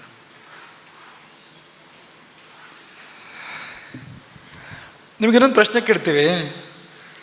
ಆಸ್ಪತ್ರೆಯಲ್ಲಿ ಡಾಕ್ಟ್ರು ಆಪರೇಷನ್ ಮಾಡ್ತಾ ಇರ್ತಾರೆ, ಹೊಟ್ಟೆ ಕೊಯ್ತಾ ಇರ್ತಾರೆ. ನೀವು ಆಸ್ಪತ್ರೆಗೆ ನುಗ್ಗೋದು ಇದ್ದಕ್ಕಿದ್ದಾಗೆ, ನುಗ್ಗಿ ಏನು ಅನ್ಯಾಯ ಇದು ಅಂತ, ಹೊಟ್ಟೆ ಕೊಯ್ತಾ ಇದ್ದಾರೆ ಅಂತ ಡಾಕ್ಟ್ರಿಗೆ ಚೆನ್ನಾಗಿ ಹೊಡೆದು ಓಡಿಸಿ ಇವನು ಬಿಡಿಸ್ಕೊಂಡು ಬಂದರೆ ಏನಾಗತ್ತೆ ಹೇಳಿ ಅಂತ. ಸರಿಯೋ ತಪ್ಪು ಅಂತ ಅದು ಅಲ್ಲ. ಆಪರೇಷನ್ ಆಗ್ತಿರೋದು ನರಕದಲ್ಲಿ, ಆಪರೇಷನ್ ಆಗ್ತಿರೋದು ಅದು. ಏನು ಆಪರೇಷನ್ ಅಂದರೆ ಪಾಪಗಳು, ಆ ಜೀವ ಕಂಟಿರ್ತಕ್ಕಂಥ ಪಾಪಗಳು ಅವು ಹೋಗ್ಬೇಕಲ್ಲ. ಪಾಪಗಳು ಹೋಗೋದು ಹೇಗೆ? ಈ ಬಟ್ಟೆ ಕಲೆಯಾಗಿದೆ ಅಂತ ಅಂದ್ಕೊಳ್ಳಿ, ನೀವು ತೊಳಿಬೇಕು ಬಟ್ಟೆಯನ್ನು. ಅಯ್ಯೋ ನನ್ನ ಬಟ್ಟೆ ನಮ್ಮ ಅಮ್ಮ ಕೊಟ್ಟಿದ್ದು, ಉಡುಗೊರೆ ಕೊಟ್ಟಿದ್ದು ದೀಪಾವಳಿ ಹಬ್ಬಕ್ಕೆ, ಭಾರಿ ಪ್ರೀತಿ ಅಂತ ವಿಪರೀತ ಅದ್ರ ಮೇಲೆ ಮೋಹಗೊಂಡ್ರೆ ಬಟ್ಟೆ ಮೇಲೆ, ನೀವು ಬಟ್ಟೆಗೆ ನೀರು ಮುಡಿಸೋದಿಲ್ಲ, ಬಿಸಿ ನೀರು ಹಾಕೋದಿಲ್ಲ, ಸೋಪ್ ಹಾಕೋದಿಲ್ಲ, ಒಗೆಯೋದಿಲ್ಲ ಅಂತಾದರೆ ಅದು ಕಲೆ ಹೋಗೋದು ಹೇಗೆ ಹೇಳಿ? ಅದು ಕಲೆ ಹೋಗಬೇಕೋ ಬೇಡವಾ? ಕಲೆ ತಾನೇ ಹೋಗುತ್ತಾ? ಸುಮ್ಮನೆ ಹಾಯಾಗಿ ಮೃದುವಾಗಿ ಹೀಗೆ ಕಲೆಯನ್ನು ಮುಡ್ತಾ ಇದ್ರೆ ಕಲೆ ಹೋಗುತ್ತಾ? ಕಲೆ ಹೇಳಿ? ಕಲೆ ಮಾಡ್ಕೋಬೇಕಾದ್ರೆ ನೋಡ್ಕೋಬೇಕಾಗಿತ್ತು. ಕಲೆ ಆದಮೇಲೆ ಮುಂದಿನ ಅನಿವಾರ್ಯ ಅಂತ, ಏನೂ ಮಾಡೋಕ್ಕಾಗಲ್ಲ ಅಂತ. ಗಡ್ಡೆ ಬೆಳೆದ್ರೆ, ಹೊಟ್ಟೆ ಒಳಗೆ ಗಡ್ಡೆ ಬೆಳೆದ್ರೆ ಕೊಯ್ದೆ ಮತ್ತೇನು ಮಾಡೋದು? ಪಾಪ ಅನ್ನೋದು ಗಡ್ಡೆ, ಅದೊಂದು ಆತ್ಮದಲ್ಲಿ ಬೆಳೆಯುವಂಥ ಗಡ್ಡೆ. ಅದು ಬರೀ ಹೊಟ್ಟೆ ಒಳಗೆ ಅಂತಲ್ಲ, ಇನ್ನೂ ಆಳದಲ್ಲಿ ಜೀವಕ್ಕೆ ಅಂಟಿರ್ತಕ್ಕಂಥ ಗಡ್ಡೆ ಅದು. ಅದನ್ನು ಕತ್ತರಿಸಿ ತೆಗಿಬೇಕಲ್ಲ, ನೋವಾಗತ್ತೆ, ನೋವಾಗದೇ ಇರುತ್ತೆ. ನೀವು ಆಸ್ಪತ್ರೆಗಳಿಗೆ ಹೋಗಿ ನೋಡಿ, ನರಕ ಥರನೇ ಇರುತ್ತೆ ಅದು. ನಾವು ಟೀಕೆ ಮಾಡ್ತಾ ಇಲ್ಲ ಆಸ್ಪತ್ರೆಗಳನ್ನ, ಹೊಗಳ್ತಾ ಇರೋದು ಇದು. ಆಸ್ಪತ್ರೆಗೆ ಹೋಗಿ ನೋಡಿದರೆ ಇನ್ನೊಂದು ನರಕವೇ ಅದು. ಎಲ್ಲಿ ನೋಡಿದ್ರು ಗೋಳು, ಎಲ್ಲಿ ನೋಡಿದ್ರು ದುಃಖ, ಕಾಯಿಲೆ. ಈ ಡಾಕ್ಟ್ರುಗಳಿಗೆ ಕರುಣೆಯೇ ಇಲ್ಲ ಅನ್ನೋ ಥರ ದಿನ ನೋಡ್ತಾ ಇರ್ತಾರೆ ಅವರು. ಅವ್ರು ಏನು ನೋಡ್ತಾ ಕೂತ್ಕೊಳ್ಳೋಕ್ಕಾಗತ್ತೆ? ಅವ್ರೇನೋ ಎಷ್ಟು ಅಳೋದು ಅವರು, ಡಿಹೈಡ್ರೇಷನ್ ಆಗುತ್ತೆ, ಕಣ್ಣೀರು ಹೋಗಿ ಹೋಗಿ ಹತ್ರ ಒಂದು ವೇಳೆ ಅಷ್ಟು ಅಳಬೇಕಾಗತ್ತೆ ಡಾಕ್ಟ್ರುಗಳು ಅಂತ. ಹಾಗಾಗಿ ಅದೆಲ್ಲ ಮಾಡ್ತಾ ಕೂತ್ಕೊಳ್ಳೋಕ್ಕಾಗತ್ತಾ? ಅವರು ಒಬ್ಬರಾದ್ಮೇಲೆ ಪೇಷಂಟ್ ನೋಡ್ತಾ ಇರ್ತಾರೆ, ನಿರ್ಲಿಪ್ತರಾಗಿ ತಮ್ಮ ಕೆಲಸ ಮಾಡ್ತಾ ಇರ್ತಾರೆ. ಅಲ್ಲಿ ಯಮಭಟ್ರು ಕೂಡ ಹಾಗೆ ನರಕದಲ್ಲಿ ಇದೇ ಥರ ವಾತಾವರಣ. ಇದು ಇನ್ನೂ ಸ್ವಲ್ಪ ಜಾಸ್ತಿ ಇರ್ಬೋದು ನರಕದಲ್ಲಿ ಅಂತ. ಆದರೆ ಆ ಇಡೀ ಪ್ರಕ್ರಿಯೆ ಏನು ಅಂದರೆ ಜೀವವನ್ನು ರೋಗದಿಂದ ವಿಮುಕ್ತಿಗೊಳಿಸುವಂಥದ್ದು. ನರಕಕ್ಕೆ ಹೋದಾಗ ಪಾಪದಿಂದ ವಿಮುಕ್ತಿಗೊಳಿಸುವಂಥದ್ದು. ಅಲ್ಲಿ ನಾವು ಹಸ್ತಕ್ಷೇಪ ಮಾಡಬಾರ್ದು, ಅಲ್ಲಿ ಇಂಟರ್ಫಿಯರ್ ಮಾಡಬಾರ್ದು.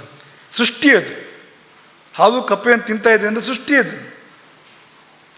ಅಲ್ಲಿ ಇಂಟರ್ಫಿಯರ್ ಮಾಡೋದು ನಮಗೇನು ಹಕ್ಕದು? ಹಾವಿಗೆ ಮುಂದಿನ ವ್ಯವಸ್ಥೆ ನಾವೇನು ಮಾಡ್ತೇವೆ? ಮಾಡೋದಾದ್ರೂ ಪರವಾಗಿಲ್ಲ. ಕಪ್ಪೆಗೂ ಒಳ್ಳೇದು ಮಾಡಿ ಹಾವಿಗೂ ಒಳ್ಳೇದು ಮಾಡ್ತೇವೆ, ಪರವಾಗಿಲ್ಲ. ಎಷ್ಟು ಹಾವಿಗೆ ಮಾಡ್ತೀರಿ? ಹಾವು ಒಂದೇನಾ? ಇನ್ನೊಂದು ಜೀವವನ್ನು ತಿನ್ನೋದು. ಜೀವಸ್ಥೆ ಭೋಜನಂ. ಜೀವ ಹೌದು ಅಂತಾದರೆ ಇನ್ನೊಂದು ಜೀವ ತಿಂದೇ ಬದುಕಬೇಕು. ಅದು ಜೀವ ಹೌದು ಅಂತಾದರೆ, ಯಾವುದೇ ಒಂದು ಜೀವ ಹೌದು ಅಂತಾದರೆ ಬೇರೆ ಮಾರ್ಗ ಇಲ್ಲ. ಇನ್ನೊಂದು ಜೀವವನ್ನು ತಿಂದೇ ಬದುಕಬೇಕು, ಅದು ಬದುಕಬಾರ್ದು. ಈ ಶಾಕಾಹಾರಿಗಳು ಕೂಡ ಸಸ್ಯವನ್ನು ಸೇವನೆ ಮಾಡೋದಿಲ್ವಾ? ಜೀವ ಇಲ್ವಾ ಅದಕ್ಕೆ? ಪ್ರಮಾಣ, ದುಃಖದ ಪ್ರಮಾಣ ಕಡಿಮೆ. ಅಂತಸ್ಸಂಜ್ಞಾ ಭವಂತ್ಯೇತೆ ಅಂತ. ಹಾಗಾಗಿ ಆ ವೇದನೆಯ ಪ್ರಮಾಣ ಕಡಿಮೆ ಮರಗಿಡಗಳಲ್ಲಿ, ಪ್ರಾಣಿ ಪಕ್ಷಿಗಳಿಗೆ ಹೋಲಿಸಿದ್ರೆ ಅಂತ ಹೇಳ್ತಾರೆ. ಅಷ್ಟು ಹೊರತು ಇದ್ದೇ ಅಲ್ಲೂ ಕೂಡ ವೇದನೆ ಅಂತ. ಜೀವಸ್ಯ ಭೋಜನಂ, ಬೇರೆ ದಾರಿ ಇಲ್ಲ ಅಂತ. ಹಾಗಾಗಿ ತಪ್ಪು ಮಾಡ್ತಾ ಇದ್ದಾನೆ ಅವನು ಅಂತ. ಅವರೇನು ಸುಮ್ಮನೆ ಇರ್ತಾರೆ ಯಮಭಟರು? ಪ್ರೇತ ಗೋಪರು ಅಂತಿರ್ತಾರಂತೆ ಅಲ್ಲಿ. ಪ್ರೇತ ಗೋಪಾಹ ಅಂತ ಒಂದು ವರ್ಗ, ಪ್ರೇತಗಳನ್ನು ಕಾಯುವವರು. ಗೋಪಾಯನ ಅಂದರೆ ಕಾಯುವಂಥದ್ದು ಅಂತ. ಪ್ರೇತ ಗೋಪರು ಸುಸಂಕ್ರುದ್ಧ, ಕೋಪ ಬಂತು, ಯಾವನಿವನು ಬಂದು ಹಸ್ತಕ್ಷೇಪ ಮಾಡ್ತಾ ಇರೋಂಥದ್ದು ಯಮಲೋಕದ ಪ್ರಕ್ರಿಯೆಯಲ್ಲಿ ಅಂತ ಸಿಟ್ಟು ಬಂತವರಿಗೆ. ಆ ಪ್ರೇತಗೋಪರ ದೊಡ್ಡ ತಂಡವೇ ಎದ್ದು ನಿಂತದಂತೆ ಆಗ ಅಂತ. ಹಲಹಲ ಶಬ್ದ ಸರ್ವ ದಿವ್ಯ ಸಮುತ್ತಿದ. ಎಲ್ಲ ಕಡೆಯಿಂದ ಹಲಹಲ ಶಬ್ದ, ಕೋಲಾಹಲ, ಕಲಕಲ. ಯಾಕೆಂದರೆ ಗೊತ್ತಾಗಿದೆ, ಯಾರೋ ಒಬ್ಬ ದಾಳಿಕೋರ ಬಂದು ಯಮಲೋಕವನ್ನು ಮುತ್ತಿದ್ದಾನೆ, ಯಮಲೋಕದ ಸಹಜ ಪ್ರಕ್ರಿಯೆಯಲ್ಲಿ ಕೈ ಹಾಕಿದ್ದಾನವನು ಅಂತ, ಅಸ್ತವ್ಯಸ್ತ ಮಾಡ್ತಾ ಇದ್ದಾನವನು ಅಂತ ಯಮಲೋಕದಲ್ಲಿ ಅಂತ. ಗೊತ್ತಾಯ್ತಲ್ವಾ? ಹಾಗಾಗಿ ಎಲ್ಲ ಕಡೆಯಿಂದ ಪ್ರೇತಗೋಪರು ಎದ್ದರು. ಪ್ರೇತಗೋಪುರನು ಬಾರ್ಡರ್ ಸೆಕ್ಯೂರಿಟಿ ಫೋರ್ಸ್ ಇದ್ದಾಗ ಅವ್ರು ಮಾತ್ರ ಅಲ್ಲ, ಯಮ ಯೋಧರು ಕೂಡ ಮೇಲೆದ್ರಂತೆ, ಯಮನ ಸೈನಿಕರು ಅವರು ಕೂಡ ಮೇಲೆದ್ರಂತೆ. ಯಾಕೆಂದರೆ ಸಣ್ಣದಲ್ಲ, ಯಾವುದೋ ಒಂದು ದೊಡ್ಡ ಭೂತವೇ ಬಂದಿದೆ ಅಂತ ಗೊತ್ತಾಗಿದೆ ಅವರಿಗೆ ಅಂತ. ಹಾಗಾಗಿ ಯಮನ ಸೈನಿಕರು ಕೂಡ ಶೂರರಾದವರು ಅವರೆಲ್ಲೂ ಕೂಡ ಅವರು ಎದ್ದು ಬಂದ್ರಂತೆ. ಬಂದು ಅವರು ಏನು ಮಾಡ್ತಾರೆ ಗೊತ್ತಾ? ಪುಷ್ಪಕ ವಿಮಾನದ ಮೇಲೆ ಆಯುಧಗಳ ಮಳೆ, ಪ್ರಾಸಗಳು, ಪರಿಘಗಳು, ಶೂಲಗಳು, ಮುಸಲಗಳು, ಶಕ್ತಿ ತೋಮರಗಳು ಮಳೆಯಾಗಿ ಬಿದ್ದು ಪುಷ್ಪಕ ವಿಮಾನದ ಮೇಲೆ. ಪುಷ್ಪಕ ವಿಮಾನವನ್ನು ಮುತ್ತಿ ಯಮದೂತರು, ಯಮದೂತರಲ್ಲ ಇವರು, ಯಮ ಯೋಧರು ಪುಷ್ಪಕ ವಿಮಾನದ ಅಲ್ಲಿ ಆಸನಗಳು, ವೇದಿಕೆಗಳು, ತೋರಣ ಅಲಂಕಾರಗಳು ಎಲ್ಲ ಮುರಿದು ಹಾಕಿದ್ರಂತೆ ಹೋಗಿ. ಏನು ಆಶ್ಚರ್ಯ! ಮತ್ತೆ ಮೊದಲಂತೆ ಆಯ್ತಂತೆ ಅದು. ಯಾಕೆಂದರೆ ಪುಷ್ಪಕ ವಿಮಾನ ಅದು. ಆ ವಿಮಾನದಲ್ಲಿ ಇರುವುದು ರಾವಣನ ತೇಜಸ್ಸಲ್ಲ, ಬ್ರಹ್ಮನ ತೇಜಸ್ಸು. ಕುಬೇರನಿಗೆ ಬ್ರಹ್ಮ ಕೊಟ್ಟ ಒಂದು ವರ ಅದು. ದೇವನಿಷ್ಠಾನಭೂತಂ, ದೈವತ್ವದ ನೆಲೆ ಅದು ಪುಷ್ಪಕ ವಿಮಾನ. ಒಳ ಕೂತವನು ಒಂದು ಮಹಾಭೂತ ಅಂತ ಬಿಟ್ಟರೆ ವಿಮಾನ ತುಂಬ ಶ್ರೇಷ್ಠವಾಗಿರುವಂಥದ್ದು. 1000 ಹಂಸಗಳು ಹೊತ್ತೊಯ್ತವೆ ಆ ವಿಮಾನವನ್ನು. ಎಲ್ಲ ಹಂಸಗಳು ಕೂಡ ಒಂದು ವಿಶಿಷ್ಟ ಚೇತನರು ಅವರೆಲ್ಲರೂ ಕೂಡ ಅಂತ. ಹಾಗಾಗಿ ಅಂಥ ದೇವತೆಗಳ ದಿವ್ಯ ಶಕ್ತಿಗಳ ನೆಲೆಯಾಗಿರ್ತಕ್ಕಂಥ ವಿಮಾನ ತನಗೆ ತಾನೇ ಸರಿಯಾಗ್ತಿತ್ತಂತೆ ಅಂತ. ಹಾನಿ ಆಗ್ತಾ ಇರಲಿಲ್ವಂತೆ ವಿಮಾನಕ್ಕೆ, ಹಾಗೆ ಇತ್ತಂತೆ ಅಂತ. ಈ ಕಡೆಗೆ ಯಮನ ಸೈನ್ಯ ಬೆಳೀತಾನೆ ಹೋಯಿತು ಅಂತ. ಅಸಂಖ್ಯಾತ, ಲೆಕ್ಕ ಹಾಕಿ ಮುಗಿಸೋಕೆ ಸಾಧ್ಯ ಇಲ್ಲ. 100,000, 1,000, ಲಕ್ಷ, ಕೋಟಿ ಯಮನ ಸೈನಿಕರು ಬಂದು ಕೊನೆಯಲ್ಲಿ ಅವರು ಬರೀ ಆಯುಧಗಳು ಮಾತ್ರ ಅಲ್ಲ, ಇದ್ದಿದ್ದನ್ನೆಲ್ಲ ಮರಗಳು, ಬೆಟ್ಟಗಳು ಎಲ್ಲವನ್ನು ಎತ್ತಿ ಬಿಸಿಡಿದ್ರಂತೆ ರಾವಣನ ಕಡೆಗೆ. ಮಧ್ಯೆ ರಾವಣನ ಸಚಿವರು, ನಾವಾಗ ಹೇಳಿದ್ವಲ್ಲ, ಮನೆ ಹಾಳರು 4-6 ಜನ ಇದ್ರು ಅಂತ ಹೇಳಿದ್ವಲ್ಲ ನಾವು ನಿಮಗೆ, ಪ್ರಹಸ್ತನೋ ಮಾರೀಚನೋ, ಅವರು ಮುಂದಾಗಿ ಬರ್ತಾರೆ ಯುದ್ಧಕ್ಕೆ ಈ ಯಮ ಸೈನಿಕರ ಜೊತೆಯಲ್ಲಿ. ಪೆಟ್ಟು ತಿಂದು ಮೈಯೆಲ್ಲ ಪೂರ್ತಿ ಗಾಯ ಆಗ್ಬಿಡ್ತವ್ರಿಗೆ. ಯಮಭಟರ ಪ್ರಹಾರಗಳಿಂದ ಆ ರಾವಣನ ಅಮಾತ್ಯರು ಪ್ರತಿಹತರಾದರು, ಮೈಯೆಲ್ಲ ರಕ್ತಮಯ ಆಯಿತು. ಅವರು ಯುದ್ಧ ನಿಲ್ಲಿಸಲಿಲ್ಲ, ಯುದ್ಧ ಮುಂದುವರಿಸ್ತಾ ಇದ್ರು. ಆದರೆ ಯಮಭಟರಿಗೆ ಇವರೆಲ್ಲ ಬೇಡ, ಎಲ್ಲ ಸೇರಿ ರಾವಣನನ್ನೇ ಗುರಿಯಾಗಿ ಇಟ್ಕೊಂಡು ಯುದ್ಧ ಮುಂದುವರಿಸ್ತಾರೆ ಅವರೆಲ್ಲರೂ ಕೂಡ. ಏಕಪ್ರಕಾರವಾಗಿ ರಾವಣನನ್ನೇ ಲಕ್ಷ್ಯವಾಗಿ ಇಟ್ಕೊಂಡು ಆಯುಧಗಳ ಮಳೆ ಕರೀತಾರೆ. ಎಷ್ಟರ ಮಟ್ಟಿಗೆ ಅಂದರೆ ಇಡೀ ಮೈಯೆಲ್ಲ ಜರ್ಜರಿತವಾಯ್ತಂತೆ ರಾವಣನದ್ದು, ಪೂರ್ತಿ ರಕ್ತ ಆಗೋಯ್ತಂತೆ. ರಾವಣನು ಅಸ್ತ್ರ ಪ್ರಯೋಗ ಮಾಡ್ತಾನೆ, ಅಸ್ತ್ರಗಳ ಮೂಲಕವಾಗಿ ಆಯುಧಗಳ ಮಳೆಗರಿತಾನೆ. ಮುಂದೆ ರಾಮಾಯಣದ ಮಹಾಯುದ್ಧದಲ್ಲೂ ಕೂಡ ಬರುತ್ತೆ ಇದೊಂದು. ಒಂದು ಅಸ್ತ್ರ ಪ್ರಯೋಗ ಮಾಡಿದರೆ ಅಸ್ತ್ರದಿಂದಲೇ ಬೇರೆ ಬೇರೆ ಶಸ್ತ್ರಗಳ ಮಳೆ ಸುರಿಯುವಂಥದ್ದು. ಗದೆಗಳು, ಮುಸಲೆಗಳು, ತೋಮರಗಳು, ಆ ಆ ಅಸ್ತ್ರದಿಂದ ಬಿಡ್ತಾ ಇರ್ತವೆ ಮಳೆ ತರಹ ಅಂತ. ಹಾಗೆ ಒಬ್ಬನೇ ಇದ್ದಾನಲ್ಲ ಇವನು, ಅವ್ರು ತುಂಬ ಜನ ಇದ್ದಾರೆ. ಅಸ್ತ್ರಗಳ ಮೂಲಕವಾಗಿ ಆಯುಧಗಳ ಮಳೆಗರೆದ, ಅವರು ಬಿಡಲಿಲ್ಲ, ಉಸಿರಾಡೋಕ್ಕೂ ಬಿಡಲಿಲ್ಲವಂತೆ ರಾವಣನಿಗವರು. ನಿರುಚ್ಛ್ವಾಸಂ, ಉಸಿರು ತಗೊಳ್ಳೋಕ್ಕೂ ಆಗದೆ ಇರೋಷ್ಟು ಹೊಡೆದ್ರಂತೆ ಅವನಿಗೆ ಯಮಭಟರು ರಾವಣನಿಗೆ. ಕವಚ ಎಲ್ಲ ಹರಿದು ಹೋಯಿತು ರಾವಣನದ್ದು, ಮೈ ಪೂರ್ತಿ ರಕ್ತ ಇಳಿತಾ ಇದೆ. ಕೊನೆಗೆ ಪರಿಸ್ಥಿತಿ ಎಲ್ಲಿಗೆ ಬಂತು ಅಂದರೆ ಪುಷ್ಪಕ ವಿಮಾನ ಬಿಟ್ಟು ಕೆಳಗಿಡದಂತೆ, ನೆಲಕ್ಕೆ ಬಂದರಂತೆ. ಅಷ್ಟು ಮಾಡಿದ್ರು ಅವರು ಯಮಯೋಧರು. ಎಚ್ಚರ ಬೇರೆ ತಪ್ಪದಾಗಾಯ್ತಂತ ಅವನಿಗೆ. ಇವರೇ ಹೀಗಿದ್ದಾರೆ, ಇನ್ನು ಅವನು ಹೇಗಿರ್ಬೋದು? ಯಮ ಲಬ್ಧ ಸಂಜ್ಞ, ಎಚ್ಚರ ತಪ್ಪುವಷ್ಟು ಹೊಡ್ತಾ ನಿಂತಾನೆ ರಾವಣ ಅಂತ ಯಮಭಟರ ಕೈಯಲ್ಲಿ ಅಂತ. ಆದರೂ ಪುನಃ ಚೇತರಿಸಿಕೊಂಡು ಮತ್ತೆ ಯುದ್ಧಕ್ಕೆ ನಿಂತು ಕೊನೆಗೆ ಏನು ಮಾಡ್ತಾನೆ ಅಂದರೆ ಪಾಶುಪತವೆಂಬ ದಿವ್ಯಾಸ್ತ್ರವನ್ನು ಪ್ರಯೋಗ ಮಾಡ್ತಾನೆ ಅವರ ಮೇಲೆ. ಅದಕ್ಕಿಂತ ಮೇಲಿಂದು ಯಮನಿಗೂ ಯಮ ಯಾರು, ಕಾಲ ಯಾರು? ಅಂಥ ಪಶುಪತಿಯನ್ನೇ ಸಾನ್ನಿಧ್ಯವಾಗಿ ಹೊಂದಿರತಕ್ಕಂಥ ಪಾಶುಪತಾಸ್ತ್ರವನ್ನು ಬಿಟ್ಟಾಗ ಅವರೆಲ್ಲ ಸುಟ್ಟು ಹೋದರು, ಸುಟ್ಟುರಿದು ಬಿದ್ದುಬಿಟ್ರು. ಲಕ್ಷೋಪಲಕ್ಷ ಯಮಭಟರು. ಅದು ಮಾತ್ರ ಅಲ್ಲ, ಆ ಪಾಶುಪತ ಅದು ಪ್ರಜ್ವಲಿಸಿ ಉರಿದು ಸುತ್ತಮುತ್ತ ಇರತಕ್ಕಂಥ ಕಾಡು ಗಿಡ ಗಂಟಿ ಎಲ್ಲವೂ ಸುಟ್ಟಾಕ್ಬಿಡ್ತಂತೆ.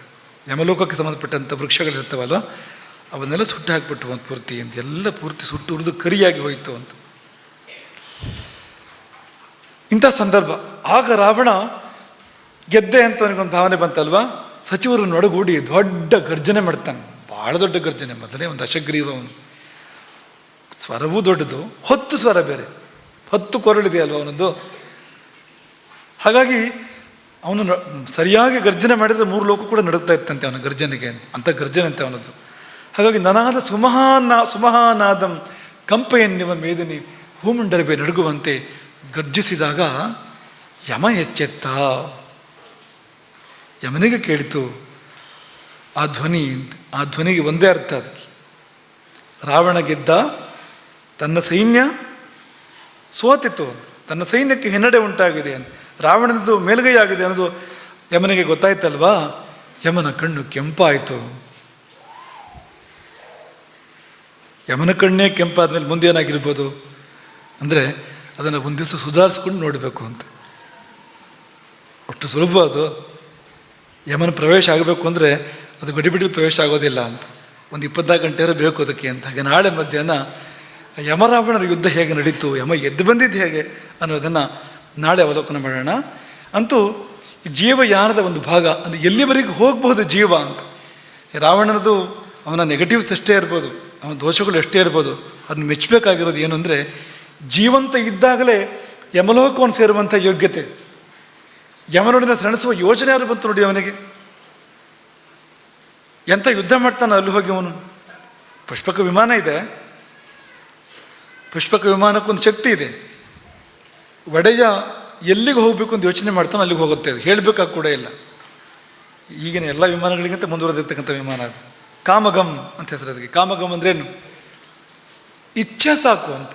ಒಳಗೆ ಕುಳಿತವನು ಅಪೇಕ್ಷೆ ಪಟ್ಟರೆ ಸಾಕು, ನಾನು ಕೈಲಾಸಕ್ಕೆ ಹೋಗಬೇಕು, ನಾನು ಮೇರು ಪರ್ವತಕ್ಕೆ ಹೋಗಬೇಕು, ನಾನು ಯಮಲೋಕಕ್ಕೆ ಹೋಗಬೇಕು, ದೇವಲೋಕಕ್ಕೆ ಹೋಗಬೇಕು ಅಂದ್ಕೊಂಡ್ರೆ ಸಾಕು, ಕರ್ಕೊಂಡು ಹೋಗ್ತಾ ಇತ್ತು ವಿಮಾನ ಅದು ಅಂತ. ಅದರ ಸಹಾಯ ಇತ್ತು. ಆದರೆ ಅದರ ಮೂಲಕ ಯಮಲೋಕವನ್ನು ಸೇರಿ ಯಮನಿಗೆ ಸೊಡ್ಡು ಹಿಡಿದು ಯಮಲೋಕದ ಮೇಲೆ ದಾಳಿ ಮಾಡಬೇಕಾದ್ರೆ ಸಣ್ಣ ವಿಷಯ ಅಲ್ಲ ನೋಡಿ ಅಂತ. ಅಷ್ಟು ಯೋಗ್ಯತೆ ಅವನಿಗಿತ್ತು ಅಂತ. ಆದರೆ ದಾರಿ ಸರಿ ಇರಲಿಲ್ಲ, ಉದ್ದೇಶ ಸರಿ ಇರಲಿಲ್ಲ, ಹಾಗಾಗಿ ಅವನು ಕೆಟ್ಟವನು ಅಂತ. ಶಕ್ತಿ ತಗೊಂಡ್ರೆ ಸಾಮಾನ್ಯ ಶಕ್ತಿ ಅಲ್ಲದು, ಅದ್ಭುತವಾಗಿರುವಂಥ ಶಕ್ತಿ ಅದು. ಹಾಗಾಗಿ ಹೀಗೆ ಯಮ ಮತ್ತು ರಾವಣರ ಯುದ್ಧಕ್ಕೆ ವೇದಿಕೆ ಸಜ್ಜಾಯಿತು ಅಂತಿಷ್ಟನ್ನು ಇವತ್ತಿಟ್ಕೊಳ್ಳೋಣ. ಮುಂದಿನ ಭಾಗವನ್ನು ನಾಳೆಯ ಪ್ರವಚನದಲ್ಲಿ ಅವಲೋಕನ ಮಾಡೋಣ. ಹರೇ ರಾಮ್. गोकर्ण मंडलाधीश्वर श्रीमद जगद्गुरु शंकराचार्य श्रीमद राघवेश्वर भारती स्वामी महाराज की